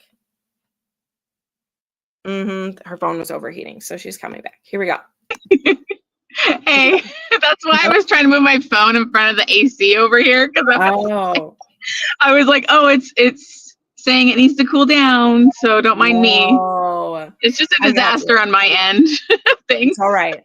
I need people to talk to, so this is good. No, I was just laughing because right before it died, all I was hearing was like. So I was like, yeah. I was like, did you put me in front of the air conditioner? But anyway, okay. So our question is, we've moved on from Ian, but under Ian's subtext is Rachel and Denny. So now we're asking, like, what did you think of Denny and Rachel when we meet them? I loved them. I thought they were such amazing side characters. I really loved Rachel because she's kind of like feisty and gives it to Ian, and I really like she kind of calls him on shit. So, and like Denny was amazing because I love him with like Claire and just them bonding over like medical stuff, and you know I just love to like how excited he was by things. And I don't know. I loved their characters, but I was like worried for her with Arch, I was like, I don't want anything to happen to her. Yeah.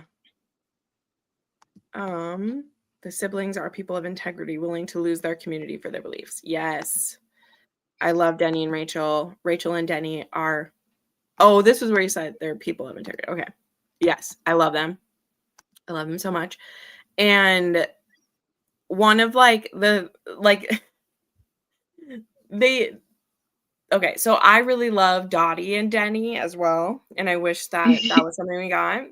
Yeah. And I love that whole thing. And I mean, yeah, I can't say any more than that because we don't see a ton of them. But like Dorothea and Denny, I really like too. But we get Ian and Rachel, and that's more important. So I understand. Timeline works, I'm pretty sure Totus is Ian's son. Grandmother tells him he's the child of the spirit. The grandmother tells Totus he's the child of Ian's spirit, so she believes it. Yeah, but I don't know. It could be Lisa. I don't think it's definitively answered, I think is the point. Because I read through not just the AI's answers, but the stuff on the Outlander wiki, and they don't even say yes or no. They keep bringing this part up, he's the child of his spirit. Like we were saying, spirit. But yeah, that sure the natives could say like the spirit is like but that doesn't mean it's his like biological dad. Like that doesn't mean that. Mm-hmm. And none of the sites say that. So why did the show have Ian named Totus Swift as the Blizzards? Unnecessary change in my opinion, right? Oh yeah, that's what you were saying. I messed up like the name already. Yeah, that's fair. The show just changes some things in your head and you can't help it. So I can't help it. Okay, keep going with this. We got to keep going here. We haven't even got to Jamie and Claire in this whole thing yet because they were saving them for last. So, oh my God. But I want to ask one other question about Denny because this is something I found really striking about him. Yes. Okay. Got it, Richard. Thank you for pointing this out. Emily doesn't name, she lets him name the youngest one. Right. That makes sense because he's older and already has a name. So that makes sense. They're all mushing together in my head. Totus Ian instead of. Okay. Cool. It's fine. They didn't create more. So this was sticking out to me too because I want to know what people think about like why Denny and Claire like work so well together compared to other surgeons who just don't even want to hear it. And we see this time and time again throughout the years. And Denny just kind of like right away is willing to try stuff that she believes and then go to bat for her at many times too, or he will.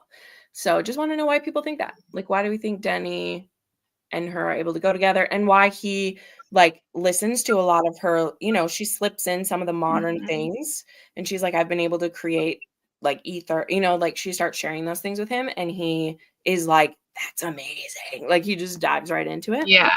So well, that other doctor thought it would ruin his like blades to put him in the boiling, right. And like, it's just, I don't know, maybe it's from him being a Quaker or being just who he is. Like he's so much more accepting, like listens to women, like he respects his sister, and so I don't know. Oh, that's true.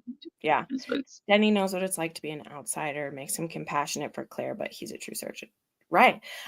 So another part, it goes with what you said about who he is. He doesn't have an ego. That is completely, at least 80% of it, in my opinion. 80% of it is he doesn't have an ego. And for him, it's all about the patients and all about like, what do they need? And she seems to know what she's doing. And, it's not about like her because that's the thing too, is they very much like to, you were literally called a sawbones for reasons, because that's what you did is you cut off limbs and they either lived or died. And there's more techniques for that.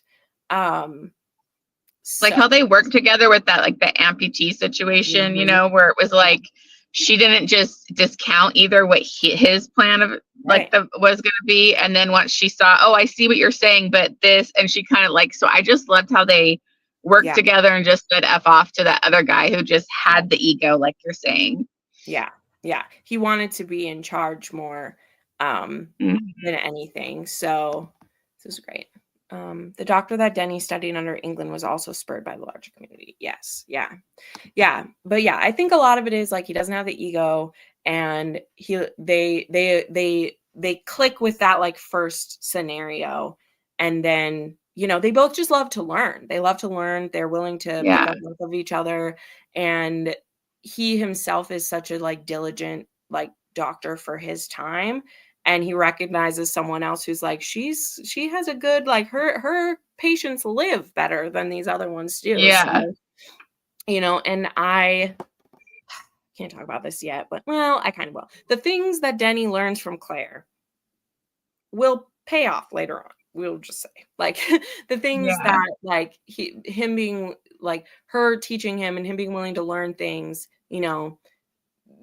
it's good that he does. It's good that he does, because those are skills that he could use to help us out later. Let's just say that. So kind of like where they bring up how oh, you can't change the time, but then she's like, well, every person that I saved that probably wouldn't have lived, like her teaching him those skills is probably impacting the history too, Yeah. I mean, I love that, because Jamie points that out way back when.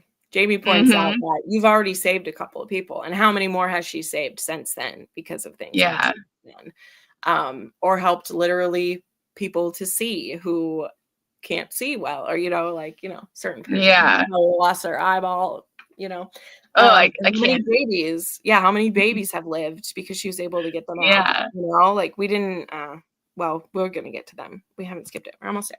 So moving along here too. So what does everybody think about Ian and Rachel now, and how that gets started?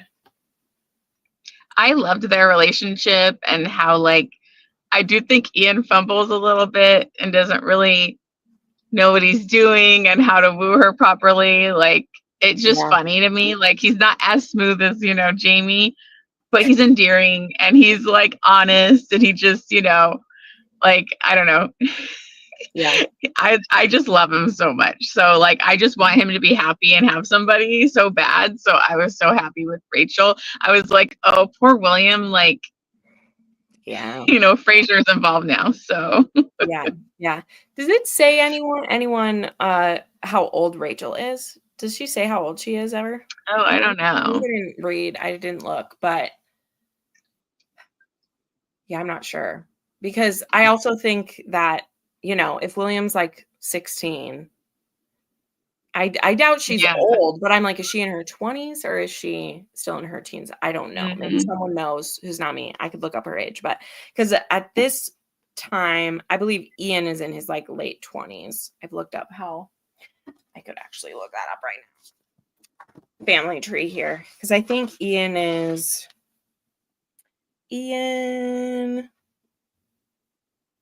Yeah, Ian. Oh, that's right. She doesn't put dates in here because she's trying to hide the date. She just puts their who's related to who. She doesn't tell us the date.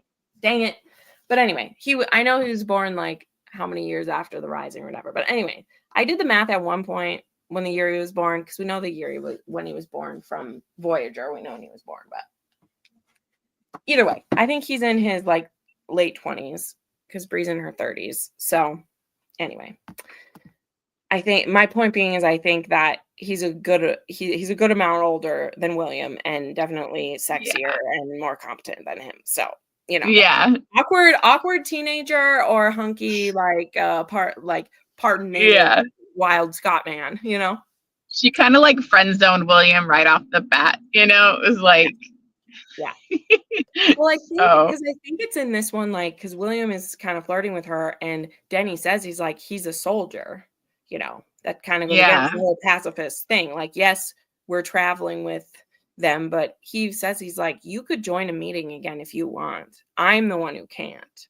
And if you are with someone who is it, like, you won't be able to, if you did that. And I think for her, I don't think she was thinking about William that way really ever. She's just very friendly. Yeah. But yeah, Ian's a bit different there. Endearing. That's a good word for their relationship. I love their dynamic so much. We don't get to see much of it. I mean, they've only basically decided to like kind of be together by the end of this one. But there's a lot of them in book 9 specifically, and I can't wait to reread it because I've only read that one once, and I can't wait to reread it because I love them so much. But yeah, okay, continuing on. So love Ian and Rachel, but to continue on with one other question about them, because of course I've kind of skimmed over it because honestly I'm over the storyline of this part because of the show and the book doing it. But like with Archbug, I feel like he's stalking him for a million years and it's not actually that long. It's in one book. But do you think that Archbug knew that Ian loved Rachel before Ian knew that he did? I feel like he knew, like, it was her when she had Rollo, this wolf. It was like, oh, okay, she's the one, like, because who else would Ian just like leave his wolf with? Like, well, and what? So, but here's the cool point. I love when Diana does stuff like this because in the beginning, when he's like, well, would you let me kill your dog? And he's like, no. like, no. He's innocent. I love him. He's like, well, how much more is it to lose a wife than a dog? No. Yeah. Like, your dog. But when he sees his dog with this girl, he's like, yeah. With nobody. Yeah. I do think it's crazy that he's able to stalk him so well. He's so old, and like, how is he able to follow around Ian so well? I don't know, but yeah. I love what Lisa said here too. I see book Ian differently in my head. Yeah. And the thing too, I've said this, like, thankfully for me, I read through book 8 before I saw season 3.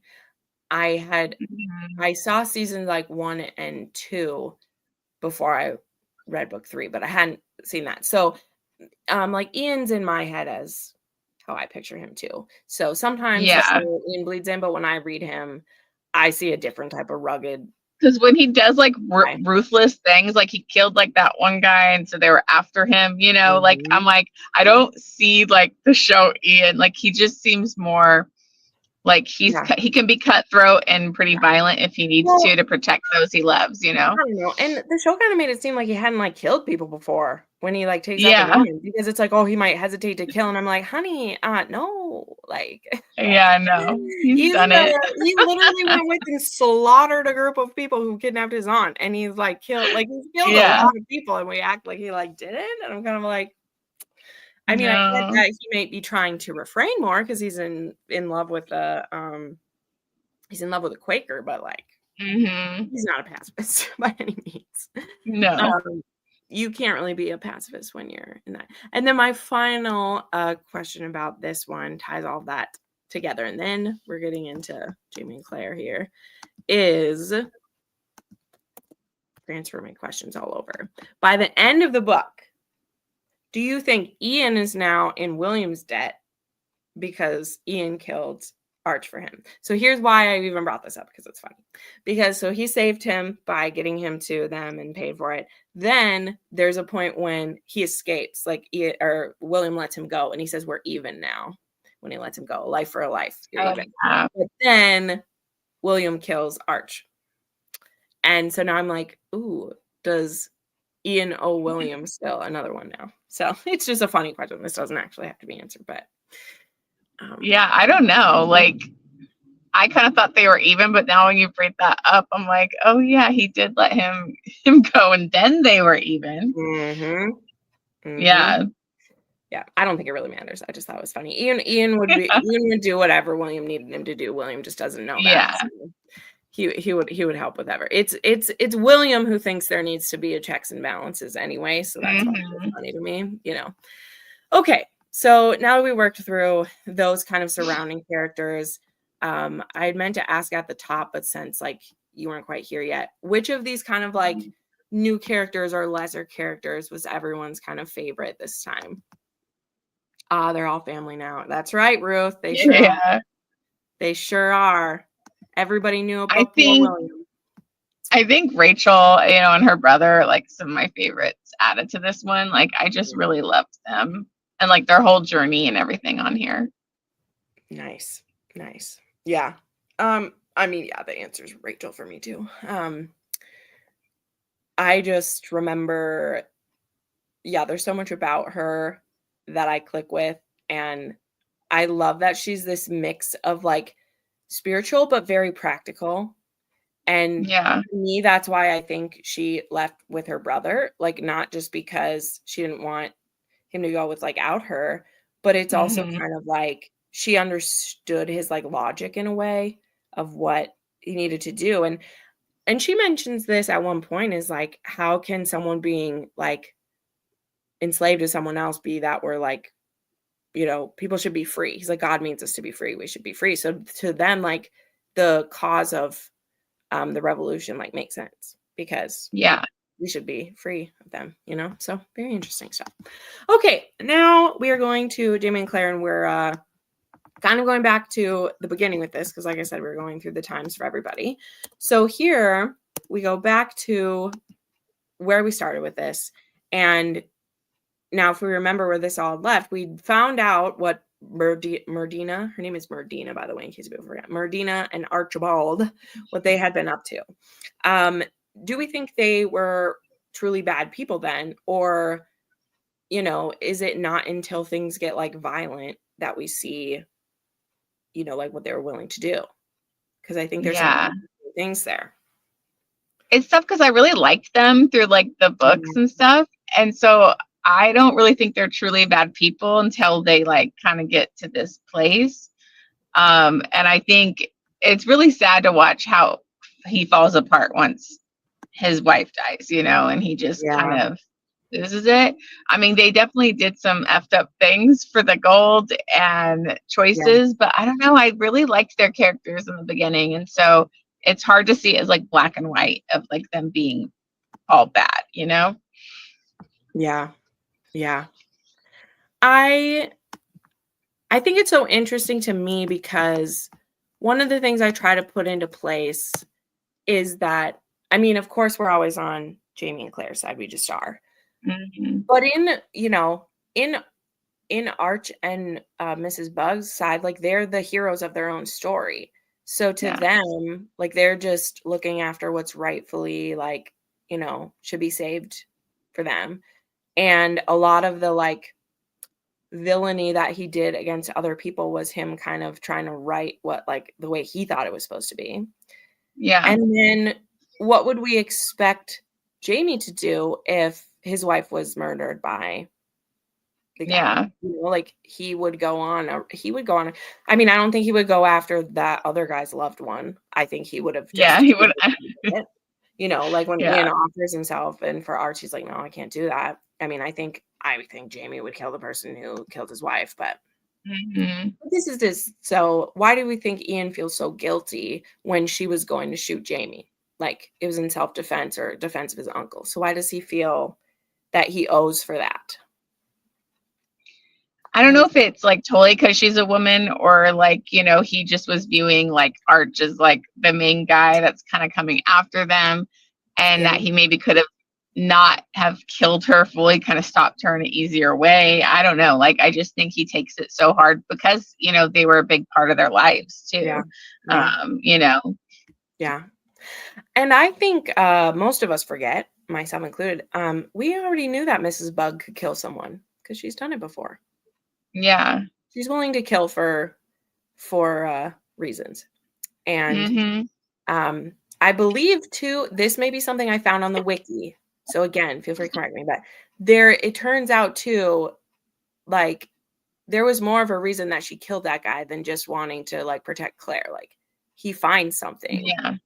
Like he found some of the gold in her sewing basket that she hadn't smuggled down there yet. And so this wasn't, when we read it through, like I was disturbed that she killed him, but I also was like, you know what? Yeah. I probably would too if he was saying all this stuff. But it's like, no, she most likely made that up after she had to silence this guy. And then like, oh, I remember it had to do with the gold, or like she didn't want him revealing things. And so then it was like, oh, I'm silencing him, not like to protect Claire, basically. Right. And yeah, I just find that interesting. And to, make a callback to this, I think that's something the show misses out on because they don't really set the stage that they were willing to do more devious things. They don't lay any of those pieces out at all. So you're just shocked that it happens because they gave that character moment to Marcelly, which again, at the time I was like, oh, I love that she got to do something. I love Marcelly. Yeah. But she has other things that she does. Like Mrs. Bug, if you're going to set them up as like they did something bad, you have to show something because otherwise it is like, ew, you just killed this woman. Like, but she maybe they were at like close range with a gun and you know, and I love the moment too, though, that the reason why he realizes it is the hand, because it is that like Arch can't see with that hand and just realizes it too late who it is. You know, if he'd had like one more second, he could have made a non-lethal shot, at least was his point. He could have he probably would have still shot her, but somewhere else. So anywho, very interesting. Okay, so we're moving along. We'll skip over some stuff, though. There was really cute, like Lizzie and her men have another baby, and Claire like won't leave till they're able to help because she's worried about that one there. The babies, are those twin? Were they twins or they're not twins? It was just the baby was turned. I can't remember. But either way, she won't leave till the baby comes because she's very worried about it. Ian loved the bugs. They're very much a part of life on the ridge. Yes, very trusted people. Yes, no, that's true. Yeah, you know it. I just wanted to hear what people said because he says in his thoughts like she was like a grandmother to him, and it was more so like they didn't want violence with them. They wanted them to leave, and I mean, it's also though like after the events of book 5, what we know like what happened at River Run, we know that Bug is willing to do some and bad things. Yeah, we don't see it with our eyes. But all of those things that we picked up and put together, like they did things. These sweet old people we're looking at, they did these things. So, you know, I do think Merdina would have killed Jamie. Yeah.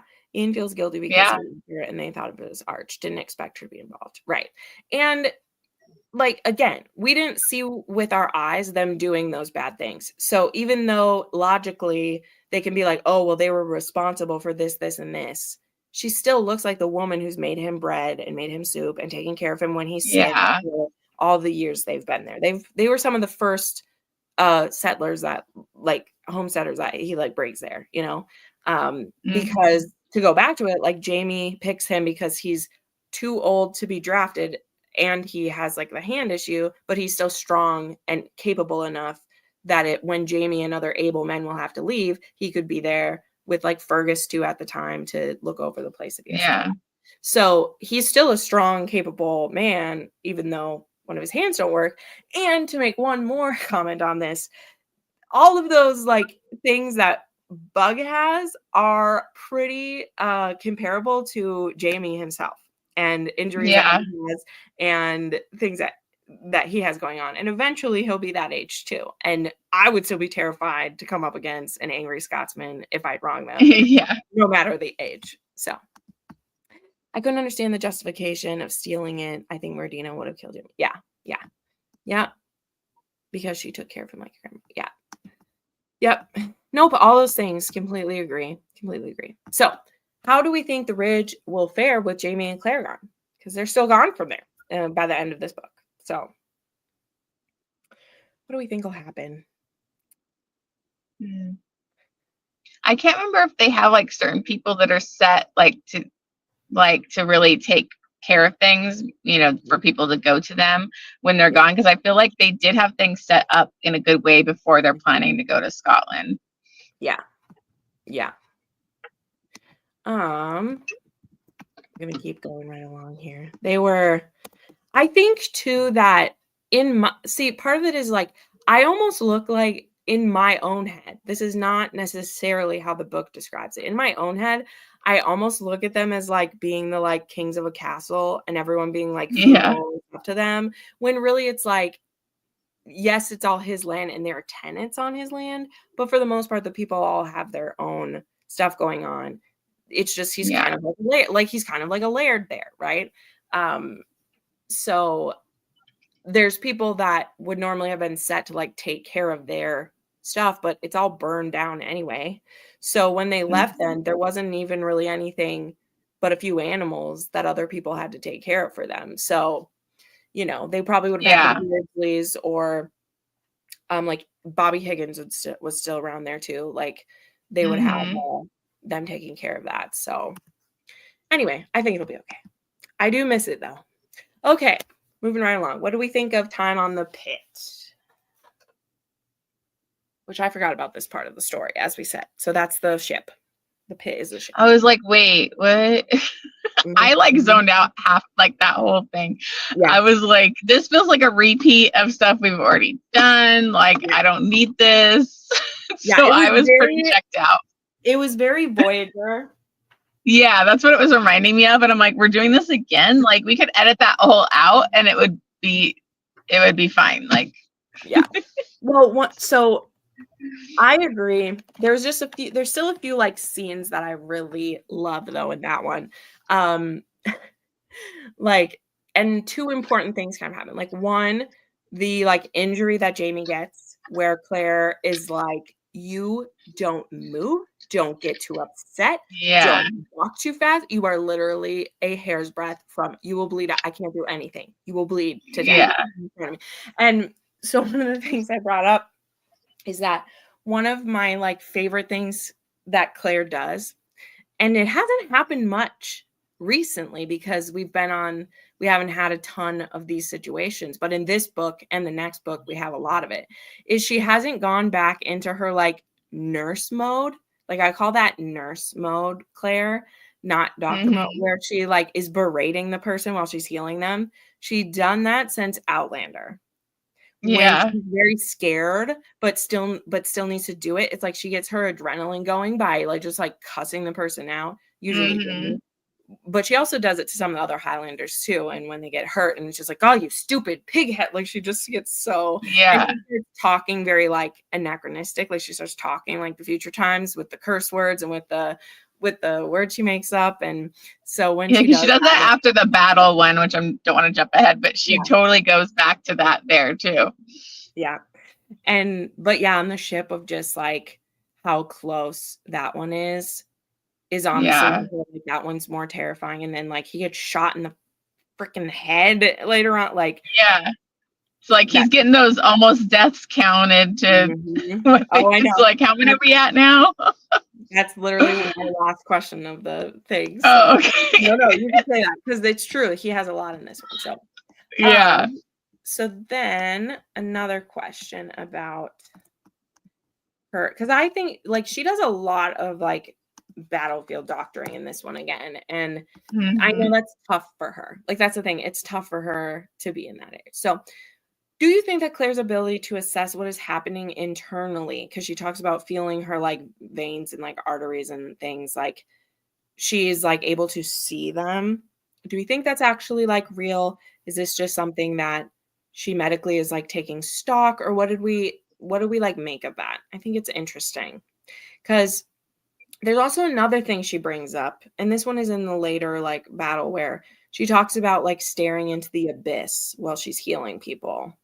And there's some of these references to that of like, you know, you're just always staring into that. And I just think it's interesting of like, is that like a real thing she's fighting back, or is it just because that's how she looks at her injuries and stuff? I don't know. Like, that's a tough one because maybe it's just something that she does like for her to get through it, you know, like it's not. The reason I bring it up too is that I personally feel like she does this to all of her patients throughout the years. I think Claire is very good at pinpointing what's wrong with people, more than, you know, anything else. Like every specialty, everything, she's able to like see what's happening. And I think we often just lump it in with the fact that like, oh, well, she's a doctor, she went to school for it. But I'm like, yeah, but also people had scans by the point that she was going. People could like do those things later on. How does she know those things so well? And because one of the questions on the Reddit, which I actually really loved, is someone said like, are these some of her like powers that she's going to get? Because that, that Native woman had said, like, by the time your hair is white, Yeah. you're going to have these powers. So I think that, very well, Karen, I don't think there's anything like wrong to say this. I think it very well could be. But I also think that there is magic in this series.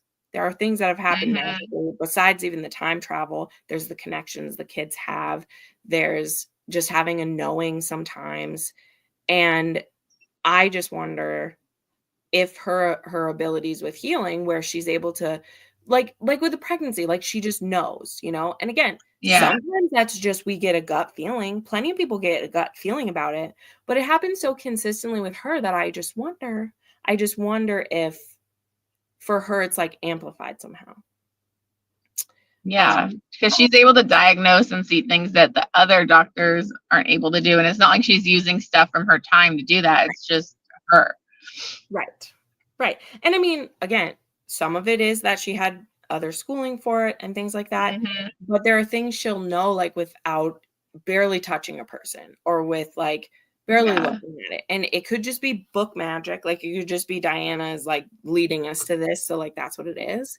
But when I saw someone ask that question in this Reddit, it made me think too, is that her sixth sense just another, like, is it extra the way she's able to tell that, like, how does she tell he's only a hair's breadth away from bleeding to death?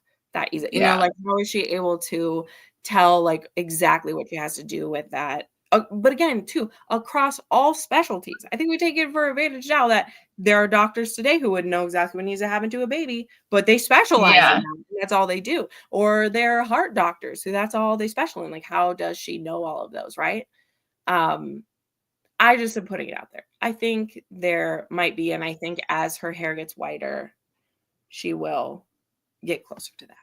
That's my yeah, I kind of asked about those. Okay, we're moving right along here because we're getting to the goodies. I'm skipping over a lot of like the battle stuff, but I do have this question for like, what do we think of the bit of the war that we see here? Because I feel like this book has so much war in it, but when I actually go back through it to pick it out, there's really only one part that has a lot of it. We see William doing missions and running around. Battle wise, there's really only like that one. So like I felt like it was a lot, I think, because of going through William's journey, but then you really only have the one big instance with like, Jamie and them being on opposite sides and stuff. So, which is important. So, but I thought it was good. I thought it was just, I mean, I kind of check out sometimes during the battles, but this one actually had meaning to, like you kind of are invested in the characters and knowing Jamie's kind of the opposite, sides and what that would be like. So. Yeah. And she also skips some. Like, there's the one where Jamie's going out and then she's going out to find him, right? There's that scene where she fights the people off of his body. And that's the one where I believe he got his head is grazed with that one. And this is what led me to say the same as you, as I was like, how many lives did he use up in this one? Because I feel like he used up at least 3. Missing the boat, like them taking off without him on the boat, his like blood almost bleeding to death, and then like getting shot with this one is very intense. But I didn't mind what we see of it. In fact, I like a lot of the interactions we have because I love the history part of things. You guys know this. I really, really love the, I mean, I think you'll probably guess, one of the most infamous characters in American history. We, of course, have some interactions with good old Benny here. That was interesting. Like, I like those interactions and just her knowing what he's gonna do, but like, oh, he seems like a really nice guy. I know. It breaks my heart too, because I mean, I've seen his story in like so many other things, but to see his like interactions with Claire and like how much he cares about everyone and that he's like getting, you know, medicine and stuff and trading with her. I love those things. And then when he gets like hurt again and Jamie's like, it's the same leg. He's like, I wish it had been my heart. Really sad. Oh my God. I think in the show he says that to Claire, but they haven't say that in the show too. Where he's Yeah. like, heart. And I'm like, oh, I wish it had two. Then he would have died. Well, then he would have died a hero. He would have died a hero instead of what he does. How he's known now. Mm-hmm. What would it be? Who would be a traitor then instead? And wouldn't be that. So very interesting. Very interesting. Okay. So, like I said, we skipped over most of the battle, but just to mention it briefly, one of the battles where he's actually fighting against one of his like cousins who ends up getting injured at this fight. We have the interaction where he's able to go to his deathbed and like be there when he dies. And we have the interaction like with William. We skip it, but he almost shot William. This is a lot for him right now. And so when they ask him to return his body to Scotland, we're like, finally. We're doing it. Yeah, we've had enough of this. And also he's like, I don't want to be, I don't want to shoot my son. Like it's So then we go back to Scotland. One of the most emotional parts in the entire series for me, like I'll tell you, it actually shocks me how short this part is. Like I said earlier today, like we've been building up to going back to Scotland for years. Yeah. And we finally go, and like it goes so fast. Like we're hardly there, but there's a lot of significant things that happen here. But yeah, so what do we think of them being back there? Does it still feel like home for them? Like, what do we think? I think it feels like home, but like Fraser's Ridge is so a part of them now that it's like that's their current, where they're really home. But just to see, Ian, and Jenny, I was like very frustrated with Jenny's reactions to Claire. Yeah. I was like, but I understand her, and she's got that, Fraser temper kind of thing. But like it was so good to be in Scotland, but then they immediately Claire has to get going back. And so I was like, oh man, like I wanted Scotland longer than what it was. Yeah. Yeah, it's tough because it's some difficult things that we're having to deal with. But I'm so glad that he got to go there and be there with Ian, with his sister, because Ian's been his truest and most steadfast friend, and they've spent most of their lives apart at this point between like when, for all of that. Well, I guess not, because he was back there he was only half alive when he was back there before, but, and to lose him, and he's just always good. Like there's no bad things that Ian has done. There's no bad things that Ian has done. He is a good man. He's supportive. He, and so this is a scene too of like, why I like forgive Jenny her craziness is because like that is Jenny's soulmate, and she's like, if this person, like I don't read it as her being like I don't read it as her asking too much of Claire like some people do. We'll get to it. We'll get to it in just a second, because we're going this one in order. So why do you think Jamie feels like he needs to see Larry? Do we like God?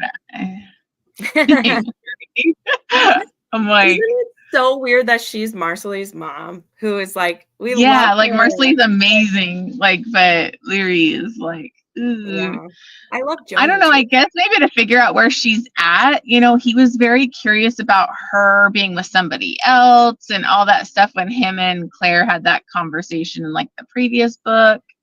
But I mean, I did think like it was kind of even though Larry's crazy and I don't like her, she did, have some valid points about stuff, with their issues, and, how he never even really saw her. He only saw Claire and she was crushing on, so it's like, I think it's good they had that discussion, but I think she's just so petty and was like holding on to this anger and like making him pay her and then like holding stuff off for like what her daughter wants to do, you know, all that kind of stuff. So, Yeah. I mean, Yeah. Not my favorite. Yeah. Yeah. I think it was good closure. And I mean, we needed to wrap that up because she has someone who loves her now, and you don't need to be getting money from Jamie. Doesn't have anything to give you, lady. Yeah. Like he doesn't have anything to give you, and you're punishing him for things that they're not his fault. You know, like none of this is his fault, and all it's done is make you bitter and like an unhappy woman. You know, so. I was fine that we see her. I'm glad we finally legally get it all picked up. I didn't see a reason in the book other than who she was sleeping with. I hate Larry. Yeah, it's great. No lies there at all for sure. Okay, so but she has this one little moment here. So what did you think of Leary asking Claire to help Marcelly because of the letter and her asking for help? And like, did that make you think better of her at all? That she is willing to, well, she thinks she needs to beg Claire. That's the thing that's funny, right? Is Claire doesn't need to be begged. Yeah, it's like you don't even have to ask me or offer me anything. Like, I'm going to do it. Right. Right. But to see it from like Leary's point of view of she'd be willing to, after all this nastiness, like beg her to go, and her being like, I'm willing to give up this, like do this thing with Jamie if you will go do it. And so of course Claire like uses that to make her think it. But she would have went no matter what. I think it's good to see she's still, because here's the thing. She still raised two girls pretty good for how much we don't like her. Yeah. You know, because Joan, like, well, it's good to see her, you know, loving her kids and not being like, because we just see like the petty, angry side of her. And to see, you know, she's willing to suck up her pride and whatever to go to Claire, you know. We only see her when she's coming to bitch at the Frasers or trying to take something from them or whatever. And I mean, you know, whatever with that. But yeah, I like to see it. And I mean, it all like I get so conflicted about her because there is also this bit of bitter too of like the woman that she hates the most has basically been a mom and a grandma to her daughter for the last and has held all of the babies and helped deliver all of the babies. And, you know, Leary will never see them again. So I have like a bit of pity. And her daughter wants to like go be a nun, which I don't know if you know, there is a short story about Michael and Joni's training, you know, if you ever want to read. That one's in on the Eve of All Hallows there. So what's this here? She does love her children, and I know that was hard for her. Right. I can still never want to see her again, but I think she ends on a mostly good note with us. At least it's like done. So, okay, then the final thing with Claire before she's going to go here. We kind of were talking about this, but it's more of the question here of like, do you think Jenny really believes that Claire's from the future, or does she just like think that she's a witch and that's why she asked this? Like, what do we I kind of think she believes she's from the future because she's like really thinks that she should have those skills and she would be able to help him. But maybe I took it more literal of her like thinking she's from the future and that she would be able to, you know, do more for her husband. Right. Yeah. I just feel bad. So this is what I was going to say about this one. Where people are like, when she gets mad at her, Jenny always reacts with cruelty when she's hurt. Like that's her trait is to do that. She always has. When there's times when like Jamie hurt her feelings, like way back, she would punch back. She like will do that when like Ian's not doing what she wants. And she's always been that way with Claire. She would, even when she like, you know, and she loves her so much. And to her, she can't understand why she was just gone. So them finally telling her, I feel like, I mean, we'll see. It's going to heal that relationship a lot. Yeah. Because now that she knows she didn't abandon them, she went to have the child. Yeah. And I think she was reactive too to like not knowing that like she thinks Claire just left and never came, you know, and then to know the reality now is like, oh, I reacted pretty harshly about Claire because I didn't even know what she went through. So And then pushed Leary on you. Like she, she apologizes for a lot of that. And again, it comes to one of the other things, like Jenny has lived in a like 5 square mile area her entire life. And you can only believe in so much, like you can only believe in so much when you've never seen other things, right? Like she hasn't even seen like a city, like they've lived in that same place. So I really love that. And I think we're gonna see a lot more of Jenny. We're gonna see a lot more of Jenny. Yeah. We will. And I love her. And I love that she comes to America. And so one question here we have to say, how's everybody doing after we lose Ian? Because I will make myself bawl right now if I think about it too much. So we're gonna move on quickly, but this is hard. Personally, for me, it was tough. This is the hardest death in the whole show, even though it's mostly peaceful thing. There were just so many like serious, like really beautiful moments. I'm so glad Jamie got to say goodbye. I'm so glad Ian got to, be there and see him. Yeah. Like there was like that moment too that was really heartbreaking of where like Jamie's wondering like, do you want me to help you pass along, like help you along with the death? So it's like the death was like drawing out type of thing, and he was like, no, like. And so it's tough, like to see him go and to see, poor Jenny and everything, like she's losing the love of her life, and Ian's losing his dad now. It's just so sad. Yeah. It's so like hard too, because I've lost somebody quick and I've lost somebody slow, and it's hard to know which is better. Yeah. It's hard to know which is easier to live with, right? But he literally was that, thing we talk about, like an old-ish, he's not like he's ancient, but an oldish man dying in bed with his family all around him. Like how else? Yeah. How else can you ask for it to be, right? I don't know. It's so hard. But anyway, I love him. It makes me so sad. But I love the last line of it where he's like, where do you think he is? And I was like, I don't think he's went anywhere. He's where he's always been, right between us. Yeah. And he's like, stop it. It was beautiful. But it's true. It's true. And I think even more so now, because to me, right, like Jamie always calls to him like Dougal, like the one who's died before. And now that like Ian is actually dead, he can like call his brother to his side now when he fights. And I just like that so much more. Like, I mean, he needs the war chiefs to come to him sometimes for things, but Ian was always meant to have his side. And in my opinion, he has, like taking care of Jenny, taking care of Lollybrock, being that man there. Like, honestly too, like Jamie was able to give him a life of dignity just kind of by accident, because he was made basically the Laird of Lollybrock, married to a woman. And who might he have been if he wasn't, he wouldn't have been able to continue on his father's work because it was very physical. So they always looked out for each other, and I'm really glad they got to be there, even though it leads us to some issues. So moving right along now, Claire and young Ian left before, and someone did bring up, I wasn't ignoring you, Ruth. I just was waiting till we get there. She was pointing out that it's like Jenny who encourages Ian to go, even though he's like, well, I gotta wait for her dad, and he's like, no, he wouldn't want you to wait.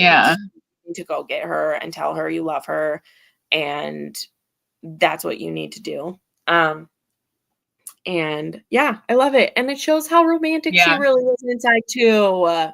We don't get to see that, but like we know the stories. Jenny's the one who claimed Ian all the way back when. Like she has romance in her too. So but yes, Ruth, it is like Jenny encourages that, and like Ian got to tell his dad about her, and like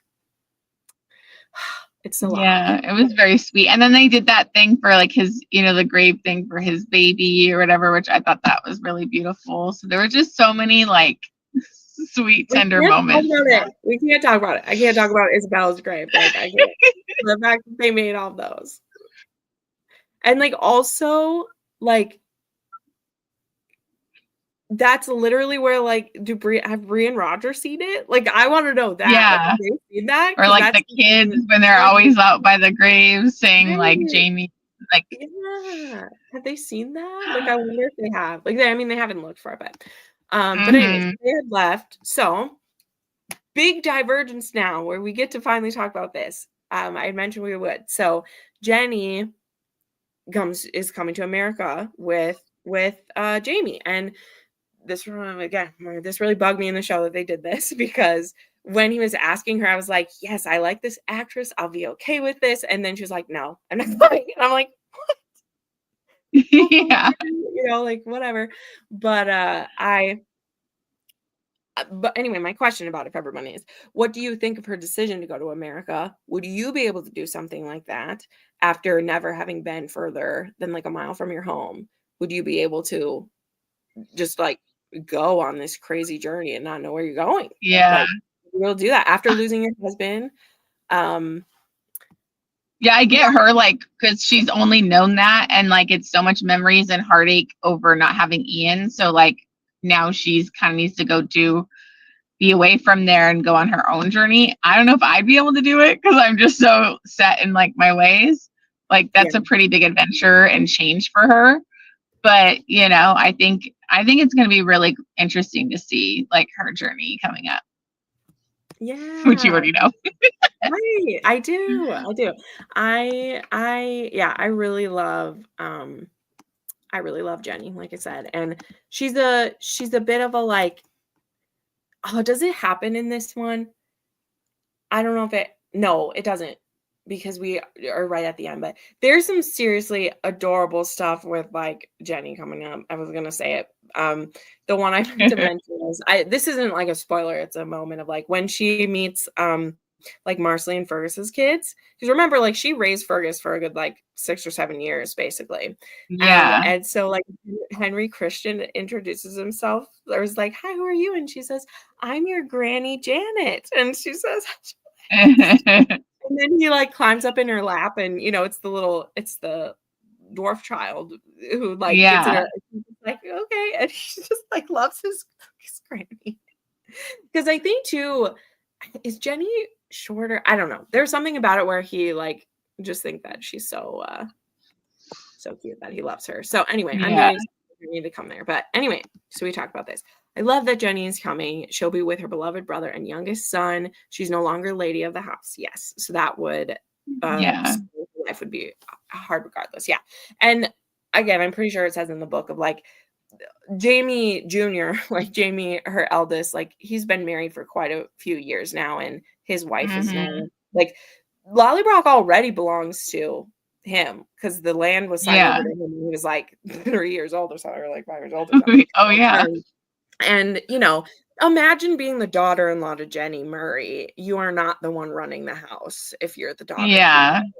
So that'd be tough to live in the same house with Jenny running it. Yeah, and she's never, you know, she's got to see all her other kids get married and do that, and she hasn't got to see Ian in all this time. You know, he left at, what was he, 13 or 14 when everything started with him. Yeah. And I think it's such a great adventure. I love it. And like I said, so this is what I was hinting at too, is like Claire and Jenny are like, they're now going to be on like good terms with each other. There isn't that weird animosity anymore.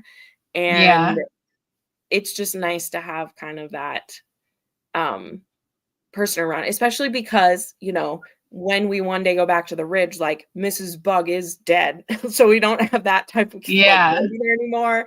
You know, I don't know. I think it's an interesting way to do it. So I think it's really brave of her to do. I love that she does it. And again, that's why I'm kind of sad.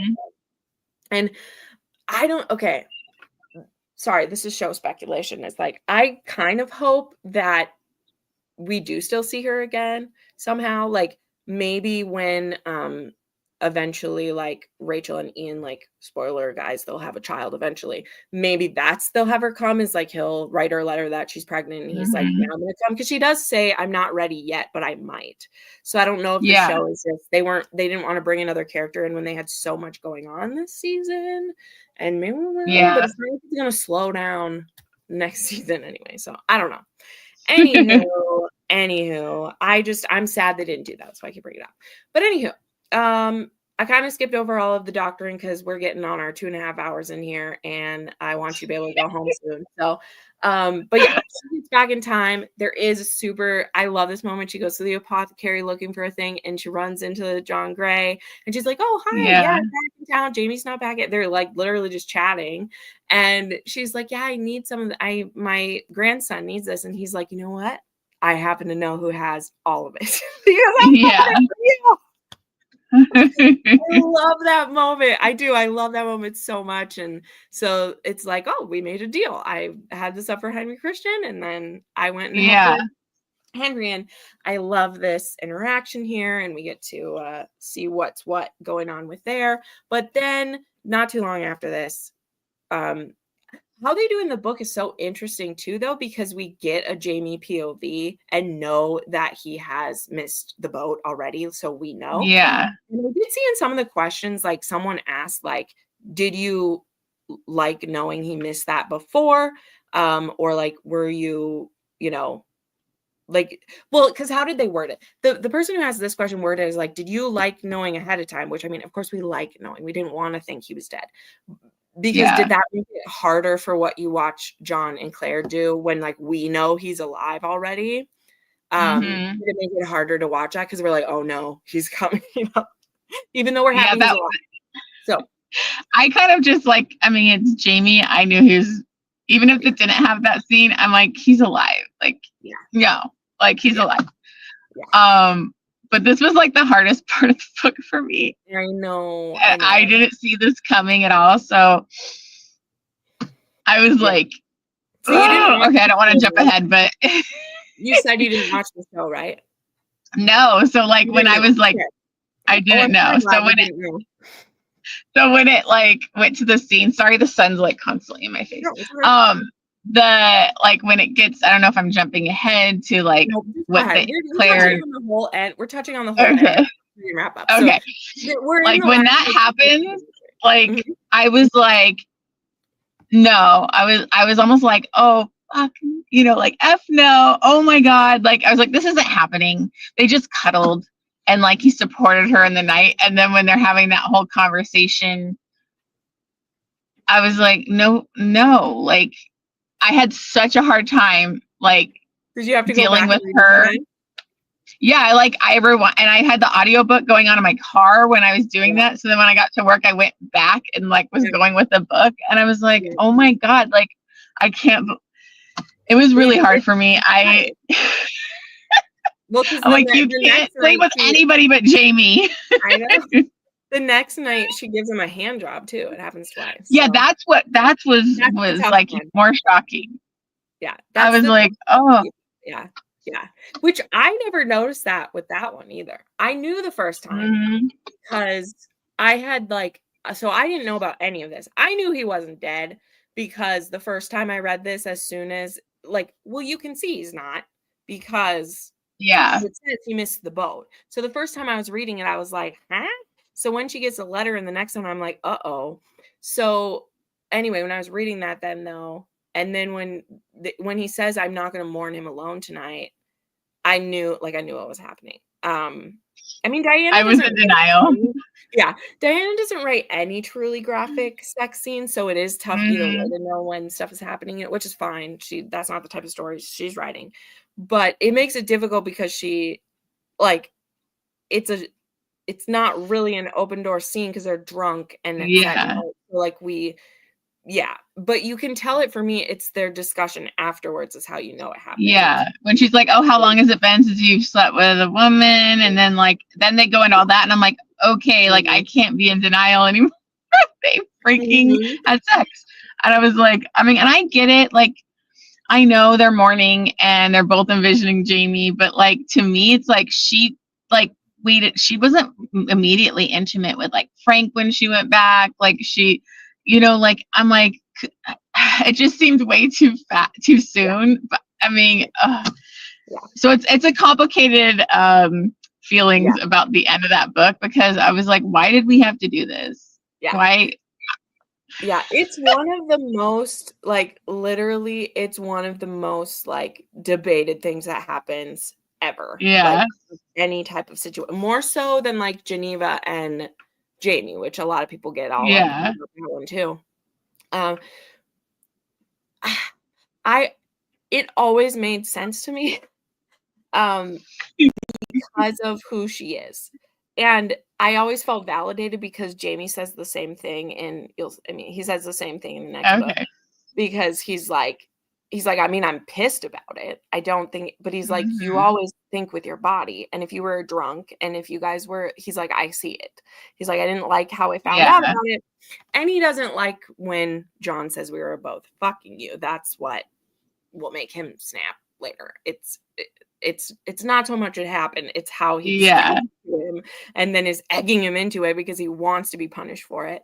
But that's a whole, we'll have to say. And it's like, and he's the one telling him, not like Claire talking to him about it, is probably a big issue. Well, yeah.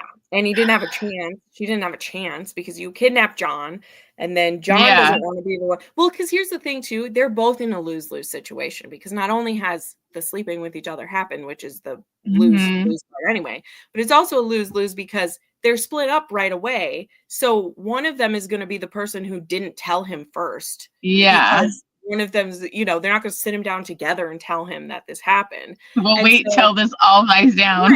Right. So Claire's the one who doesn't tell him first. But if he'd been with Claire first and John, then he'd be like, how couldn't you just be a man and tell me? It's like, you can't have it both ways. Yeah. Like, you're not going to be logical. So anyway, I understood it because I think, to me, it makes it clear enough. Like, she almost kills herself. She gets so drunk, she can barely like comprehend. And then she's like, they're angry. They literally like anger bang each other because they're just so many things. And I mean, so a lot of people too say like, this was out of character. I don't think it would have happened. All these things. It is out of character. Like, that's the point. Yeah. This isn't a thing where like Diana's writing a thing and it's like, oh, this is a perfectly logical thing they do. It's not. That's why it's so messy. Yeah.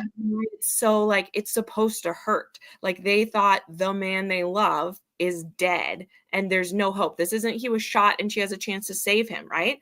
Like, part of it, for me, why I think she wants to cut herself is because what does she do in those like, she does surgery, she does things, and there's nothing to do. Yeah. His body isn't there for her to try to breathe life back into, or he'd just be gone in the depths of the sea. He didn't die on a battlefield. He'd just be, like 2 previous times in this, she was able to save him from something. He was able to sew him up, or she found him on the battlefield and fought someone off. There's nothing. She's not able to have her angry talk. And what does she do? I brought it up. Like, she goes into nurse mode and she cusses him out while she's healing him.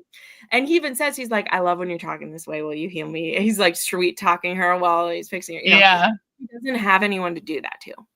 So does it feel good, or, and I think it's perfectly fine to say, I do think it's way too soon. I think it's all of those things. Yeah. Because the point is, because I'm like, I was trying to look at the book when I went back. I'm like, was it like a month? Yeah. Or like, because I mean, it's like, I felt like she went longer without like doing anything with Frank. And that was actually her actual like first husband. Right. And then I was just like, no. Well, remember too, Frank looks like Blackjack Randall too. Yeah, that's true. On top of that, he also looks like a man that she just watched like brutally long ago, like brutally hurt him and everything. So there's that too. But yeah, the whole point is like, I do think it is too soon. But it was never going to be like long enough. There's never would have been a time that like it was okay. And even I never want her to, I want her to go to her grave, never touching anybody but Jamie. Okay. That's how I feel. So. Which is why, like, and Jamie will bring it up. He's like, I did it one time because I thought I was gonna die, and it had been like 8 years since he died. When he brings up Mary McNabb, and it's like, I was drunk out of my mind. So anyway, my point is I don't think it was in character. I think it was awful. And the one that is tougher for me is when he comes in there another time. But that time she is like, I'm okay to, like, I will comfort you. And I read about it. Like, she's like, I will comfort you, but like, I don't, like, I'm not going to do this now. So that's why overall, like, I think it works for me, because the only time this happens, she's so drunk. She's trying to hurt herself. She needs a comfort. It's not a Yeah. soft comfort. She's not settling in with him. They claw each other out. Like, they literally have marks all over each other because they angry do this. Yeah. And then after that, the other, times they're together, they're very much as like friends. Like, Mhm. they get along and they're able to like work together for now and the things that they do. So, anywho, Yeah.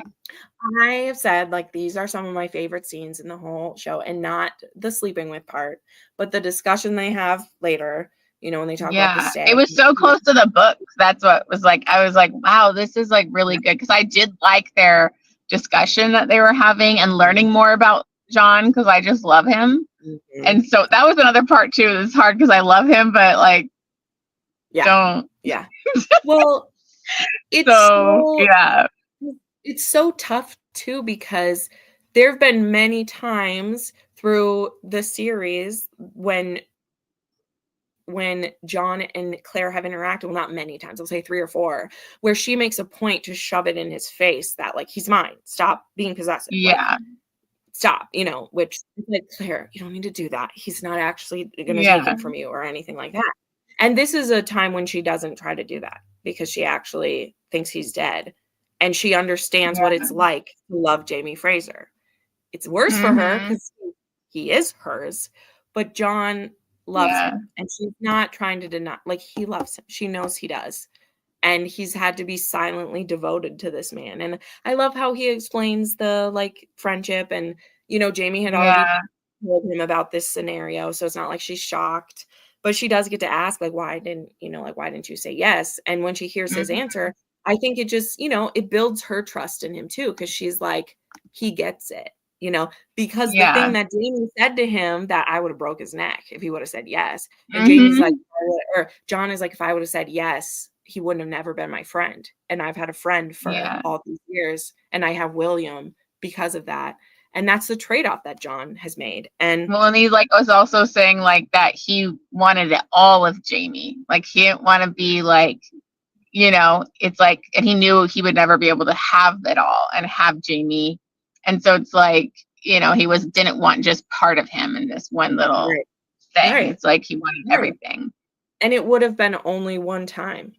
And that would have been, well, and again, we know like it wouldn't have been, he would have killed him, but he didn't know that. Yeah. He still made the right decision for it.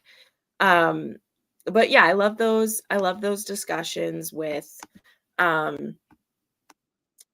between them, and that's why it's some of my favorite scenes. Like, I'll tell you now. So the scene after their night together, the scene when Jamie returns, which we'll touch on just now, and then more scenes in the next book. The scene when John and Jamie have a conversation, and the scene when Claire and Jamie have a confrontation. That's like an 8-page scene in the book, and it is, probably my favorite scene in the series when I really think about it. That's what was so hard about this, is we barely get Jamie's reaction, and it's like it, and I'm like, what? It's over? I was like, no. Yeah. So here we go. We find out he's still alive because he shows up there. Well, who do we see? We see someone. Do we see Jenny for like, I won't even remember. It doesn't matter. But like, Jenny's there too, obviously. And then like Jamie shows up, and he had to, kind of sneak his way in because it's occupied right now. Yeah. And it's so like jovial, right? Because Jamie doesn't quite know what's all going on. Though I think it does get brought up like later that like he knew that they would hear about his ship going down, and he'd already written a letter. So like he knows like she's gonna think I'm dead. And it is, I think, 6 weeks between when she gets the letter and when he gets here. They don't fully show all of that of like, but it's 6 weeks if you count the time. And at least too, like she has Marcelly and Fergus and the kids too, that and Ian is there, and like all of that stuff is happening with that. So yeah, but still, I forgot to ask. Oh, I smushed all these together. So sorry. I said, did you at any point think that Claire would be trying to go back once he was dead? Because that's something Jamie's always made her promise she would do.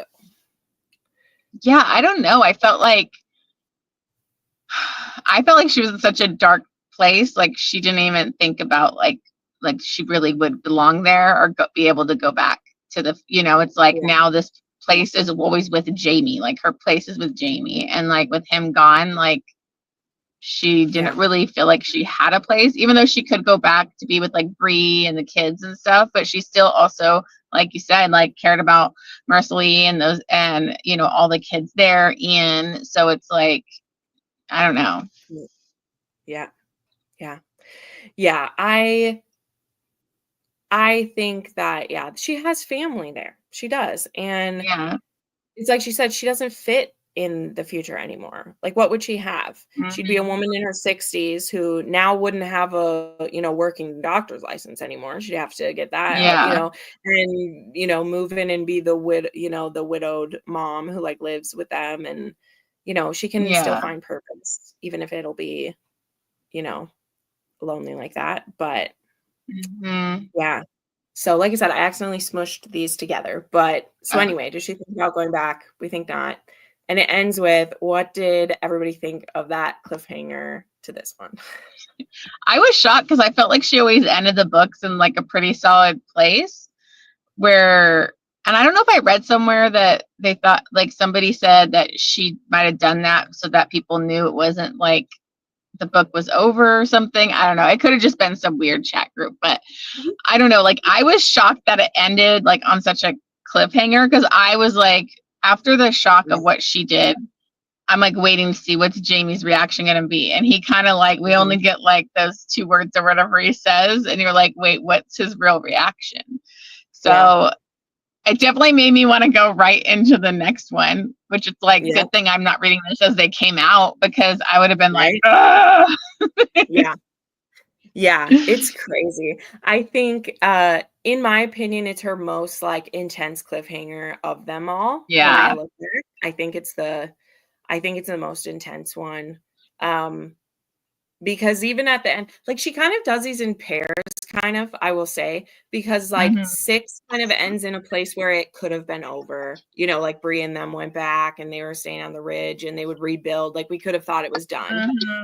And then this one ends on a big cliffhanger, but book 8, as I've said multiple times, that one has an ending that I would have been okay if it was done there.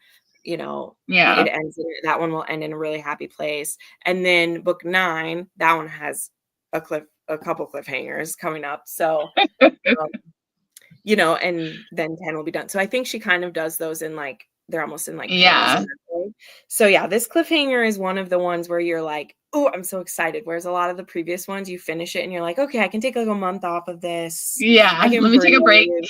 But after this one, you gotta because like the thing with Jem too, where like he's not back in time, you kind of get those reveals, and where Bree, so that's like it's not just the Jamie thing, it's like all these different cliffhangers basically in one. So well, Karen, from what people keep saying, like they're going to end it the way it's supposed to end. So I don't think we'll have a cliffhanger in season 8. But you're correct. I have no idea how it's going to end, because I mean,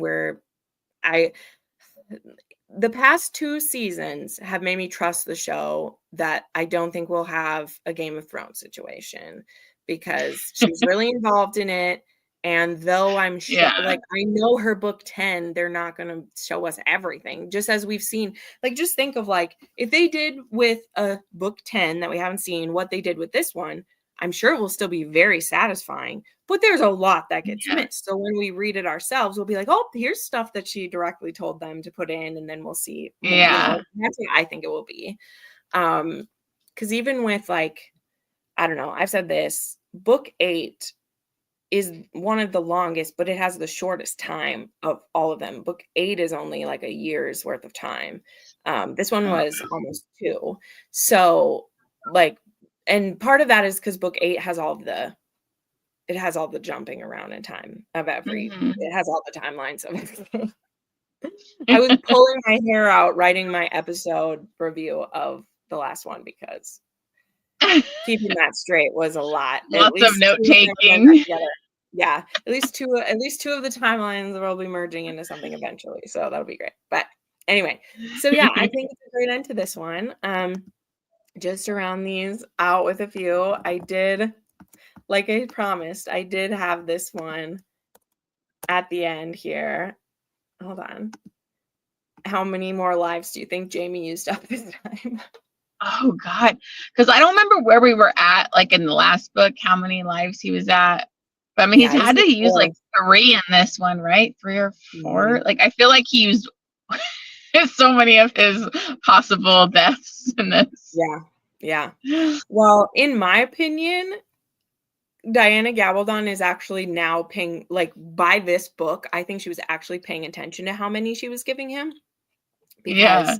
because that will come up again. How many lives he's used will come up again, and I believe he was up to like 4 is what we counted in the last one. Oh, okay. So And in this one, there's like, I mean, you don't necessarily, I guess you can count the ship as one too, because like it was only a half-hour difference that I believe that yeah. he wasn't in it. Although he has survived a shipwreck before, so maybe there be that. Mhm. But yeah. So anyway, there was that. And then just the final like wrap-up questions I always ask. So how did this one kind of fit in for you guys? Do you think there was a theme or a through line with this one? And just like what are people's overall thoughts of like where this one kind of fits for everybody? I don't know. Thinking about it too, I think I was harsh with my review at first. I wasn't harsh. I, still gave it 4 stars, Yeah. but I was like feeling a little salty Yeah. about the Claire and Jamie thing. But I thought it was like one of really good book. Like so much happens in it. Like I liked all the other characters and stuff. So like once I sat with it for a little while, I started to be like better with it because I did really enjoy this one. I definitely like Fiery Cross was like my hardest one. But this one I think was so good and had so much. So I don't know. Yeah. No, I think that's fair. This one I usually rate like for me on my grand scale, this one's a little lower than others, but I mean all of hers are so high for me. It's not I don't put this at like the very bottom or anything. I think it really keeps things going well. And when like speaking of like the Fiery Cross, like in comparison to that book of like how much was action to how much was filler, this has a definitely smaller percentage of that. And part of that is just the amount of POVs we have. We don't have a lot of downtime with anyone. As I said, I keep tracking this one. And this one I think I wrote it down here with my page. This one has I think like 8 POVs or something.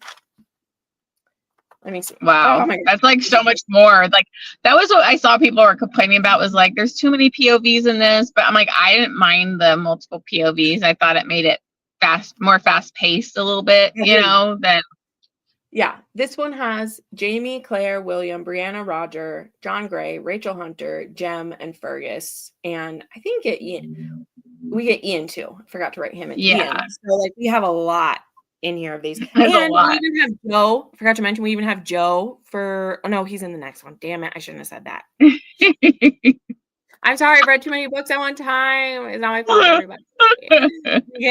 We get someone named Joe's POV for one chapter in that one, but we use so many POVs in here, so I really like it. Yeah. Oh yes, Karen. Oh my gosh, I didn't even get to Percy. I have a whole section in my notes about it, but we're going on 3 hours. And I was getting so confused by that character. I was like looking stuff up, and I'm like, "What is this?" And I was like, so confused. I'll tell it. I wrote a little paragraph because I was gonna go into it, and we were taking too long. So let me just. I went and looked up his bio. So the 2 characters' bios that I mentioned. There's Dennis Randall Isaac get mentioned a lot in this one too, because in the part with William, he's with him, and that is of course Mary and Alex Randall's son, which is Frank's ancestor. So Black Jack's nephew and whatever. And then there's Perseverance Wainwright. What's his last name? I wrote it down. Percy Wainwright. What's his face? I can't. Beecham. Yeah. And he is. So this was interesting because he was a male prostitute that John meets in one of the Brotherhood of the Blade, and or no, he meets him in a different one. In that one. And then they are romantically involved at one point. And then John saves him from prison in the Brotherhood of the Blade because a man that he was sleeping with was a German soldier, and like they get caught, and so the German soldier gets killed. He gets put in prison. John rescues him from prison, and then he like becomes his stepfather Percy's stepfather. So Percy's mother and father are dead, but for a while his stepfather was married to his mother, and then the mother died. So his stepfather was like his father for that. And that stepfather married John's mother, Benedicta, and that's how they became stepbrothers. So there was very confusing. I was like, I did not pay attention to this stuff. So yeah, so that's who he is. And then he claims that Fergus, aka Claudel, is his nephew because his deceased sister was also, was a prostitute, and she died at the, Les Filets or whatever it was. And he believes that Fergus is the son of his sister and the Comte de Saint-Germain. And he's kind of looking for him because apparently, like, maybe there's something being left to him from his father, or like what, we don't. Yeah. It's not fully explained why he's looking for him, but he's looking for him. And John kind of gives him the runaround about it. Like, he's like, I don't, like, and he also questions them, like Claire at one point, and Claire is like, I don't know what you're talking about, type of thing. Yeah. So there'll be more of that later. But I went up and looked up the stuff about it, but it's so confusing. Yeah, because I was like, who's this character? I don't even remember him from the show or anything, and I was like getting confused. So then I was like looking it up, and I was like, yeah, it threw me. The first time I understood, the second time is not what I didn't like. Oh, okay, I think you're talking about them being together. Oh, thank you. Oh, yeah. Yeah, talk for 3 hours about stuff. So going character by character didn't help, but you thought it would make it faster, does it? I did. No. But we still have too much to talk about because there's just too much. But anyway, I meant to talk more about those characters too. I literally have a highlighted section on it. But the thing is like, for all his questioning and the stuff that he does, it doesn't actually do anything in this one. That's why nothing happens, Yeah. It's important to keep in the back of our minds because it will come up later. There's still, like, we see Percy more in like book 9. We see him more, but he has more to do in like book 9. There's stuff happening with him, and he's just a weird character. So at some point I do want to read Lord John's novels. I've just never like really wanted to, but like I want to, but like I also don't really care about her side stories too much, so I don't. Yeah. Like, the main books are large enough. I don't need to read these. So I was like kind of bored with the spy stuff in this one, so I was like, would I like his books? I don't know, Yeah. So, okay.